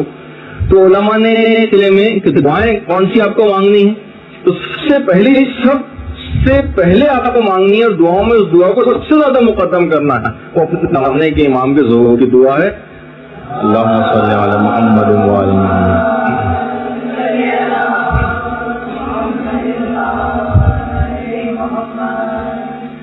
اس کو سب سے پہلے مانگنا ہے اور اس کے بعد اپنی زیارت کے قبول ہونے کی بھی دعا مانگنی. کوشش کریں کہ دعائیں ذرا تڑپ کے مانگی جائیں. رٹے رٹائے انداز سے بس دماغ میں یا زبان سے دہرانا اس کے بجائے ایک تڑپ ہونی چاہیے. اور کوشش یہ کریں کہ امام آپ سے راضی ہو جائے, اور باقاعدہ امام کا مخاطب کر کے کہے کہ مولا جیسا امام میں چاہتی تھی ویسے آپ میرے امام ہیں, اب آپ بھی اپنا جیسا شیعہ مجھ کو چاہتی ہیں ویسا شیعہ مجھ کو بنا. امام سے ریکویسٹ کریں, اصول علم دین کی دعا کریں, استقامت کی دعا کریں کہ پروردگار عالم علم دین اتنا آسان نہیں حاصل کرنا, اور انسان کو چاہیے کہ وہ استقامت اختیار کرے. بیچ میں چھوٹ جاتی ہیں چیزیں, ایسے مسائل پیش آ جاتے ہیں کہ انسان کا سلسلہ رک جاتا ہے. اور یہ بھی دعا کریں کہ پروردگار دین کا کوئی کام مجھ سے لیا جائے, کوئی خدمت میرے سپرد ہو. دیکھیے وہ آپ رمضان کی دعا میں پڑھتی نہیں, ولا تستبدل بھی غیری, پروردگار دین کے کاموں میں میرا نعم البدل کسی اور کو نہ قرار دے دینا. ایسا نہ ہو کہ میں ریپلیس ہو جاؤں, میں نے ذرا سی اپنی اکڑ دکھائی, میں نے ذرا سا تکبر دکھایا, میں اپنے آپ کو کوئی بہت بڑی اونچی چیز سمجھنے لگا یا سمجھنے لگی, تو اس طریقے سے پروردگار عالم اس کو الگ کر دیتا ہے اس جگہ سے کہ آدمی حیران رہ جاتا ہے. کوئی ایسا موقع نہ ہے کہ دین کا کوئی کام مجھ سے لے لیا جائے اور میرا نعم البدل کسی اور کو نہ قرار دے دینا. تو بہرحال یہ دعا مانگی جائے. ایک دعا یہ بھی مانگیے گا, ویسے اپنی اور تمام دعاؤں کے ساتھ جو بھی آپ کی اپنی ذاتی دعائیں ہوں گی, کہ بہرحال جو غیر شادی شدہ ہیں ان کی شادیوں کے بعد, شوہر اور بچوں کے ہونے کے بعد, اور سسرالیں جو ہیں یہ رکاوٹ نہ بنے دین کے کاموں میں, توفیقات نہ آپ سے چھینے دنیا کے کاموں میں لگ کر. اخلاص نیت و عمل یہ آپ کو وہاں پر جا کر حاصل ہو جائے, اور وہاں جا کر یقیناً حکومت اسلامی کے لیے دعا کرنا, مراجع اعظام کے لیے دعا کرنا, رہبر کے لیے دعائیں کرنا, علماء اور مراجع جو وہاں پر موجود ہیں, دینی طالب علم ہیں, مسلمان جہاں جہاں اس دنیا میں, انسان بعض اوقات اپنی صرف ذات ہی کو دعاؤں کا مرکز نہ قرار دے دے, بس اپنا اور اپنے خاندان اور اپنی ذاتی پرابلمز, پورے دنیا میں جتنے مسلمان ہیں ان سب کے لیے, مومنین کے لیے دعائیں کرنا, اور خاص طور پر دوبارہ آنے کی دعا کرنا. بلکہ یہاں کے تو متعلق یہ روایت نہیں ملتی, البتہ مکے میں جس وقت ودا ہو رہا ہوتا ہے, وہاں سے جا رہے ہوتے ہیں, اس وقت اگر کوئی شخص وہاں واپس نہ آنے کی اگر کوئی دعا کرے یا دوبارہ نہ آنے کی دعا کرے تو اس کے متعلق یہ کہا جاتا ہے کہ اس کی عمر کم ہو جاتی ہے, اس کو جلدی موت آ جاتی ہے. تو بہرحال دوبارہ آنے کی دعا کرنا, اور میں نے خود اپنے کانوں سے بہت سے افراد سے سنا کہ پروردگار بڑی مشکل ہے, اب تو آ گئے, بس آئندہ یہاں پر واپس لانا. یہ مکے میں نے اپنے کانوں سے ایک بزرگ کو یہ کہتے سنا تھا, اور ایک بزرگ تو اس طرح کے بھی تھے کہ حیرانگی ان پر ہوئی تھی کہ وہ وہاں پر گئے, کافی دن وہاں پر رہے, اور اس کے بعد اتنا زیادہ گھبرائے پتہ نہیں کسی بات سے کہ وہ اپنی فلائٹ جلدی کروا کے واپس آ گئے, اور کہا, جملہ انہوں نے کہا تھا کہ نہ جانے کون سی منحوس گھڑی تھی جب میں نے حج کا فارم بھرا تھا, حج کیے بغیر واپس آئے. بہت سو کی توفیقات اس طرح سے سلب ہو جاتی ہیں ان جگہوں پر جانے کے باوجود بھی, نہ جانے کچھ کس طرح کے ایسے اعمال ہوتے ہیں جس کا نتیجہ ایسی توفیقات کے سلب ہونے کی صورت میں نکلتا ہے. دوبارہ آنے کی بہرحال دعا ضرور کریں, اور اس کے علاوہ خالی یہی نہیں بلکہ اپنے آئندہ آنے والی جو پوری زندگی ہے جو عالم آخرت کے اوپر محیط ہے, پروردگار عذاب قبر سے نجات ہم سب کو عطا فرما, عذاب جہنم سے نجات عطا فرما, پل صراط, میزان, وہاں کے روز قیامت کی تمام شرمندگی اور خفت, اور پروردگار اس سے مجھ کو نجات عطا فرما, اور جنت میں مجھ کو اعلیٰ ترین مقامات کے اوپر فائز کر. یہ سب لوگوں کے لیے اس انداز سے دعا کرنی. اچھا, اب ایک بات اور اس میں, کیونکہ وہاں جانے کے بعد ظاہر ہے کہ آپ کو مختلف نمازیں بھی پڑھنا ہے, ظاہر ہے کہ آپ امام کے حرم میں گئیں اور مختلف عبادت انجام دیں گے, اور سب سے بہترین عبادت نماز ہے. تو اگر کسی بھی اور بھی بہت ساری مساجد میں آپ جائیں گی, بہت سی مساجد میں آپ جائیں گی, تو کسی بھی مسجد میں جب انسان داخل ہوتا ہے تو وہاں پر ایک تحیت المسجد کے عنوان سے 2 رکعت نماز پڑھنا مستحب ہے.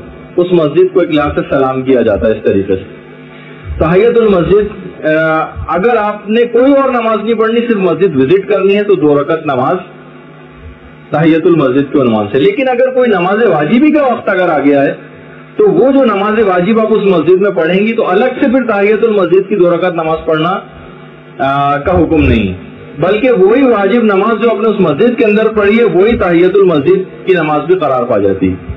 تو اس میں الگ سے آپ کو کوئی نماز الگ سے نہیں پڑھنا ہے, کہ آپ نے اپنی واجب نماز الگ پڑھی تو تحیۃ المسجد الگ پڑھی، اگرچہ پڑھ بھی لیں تو ثواب ملے گا، لیکن بہرحال یہ کہ اس کو پڑھنے کا الگ سے پھر کوئی حکم نہیں ہے، اور وہی نماز واجب تحیۃ المسجد کی نماز بن جائے گی۔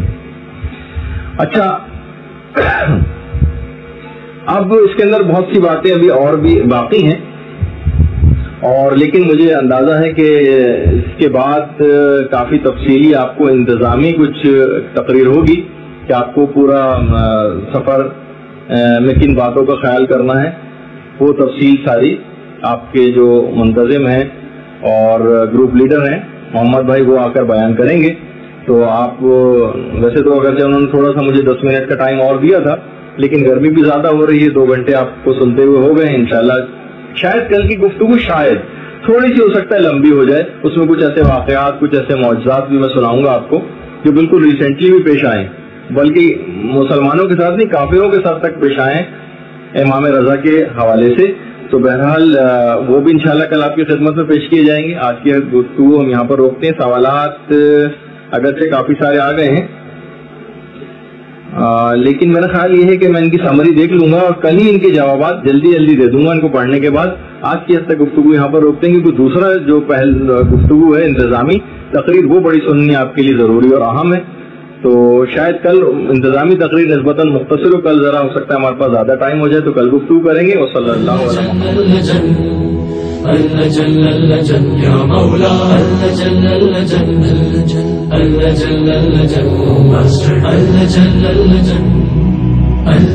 يا صاحب السماء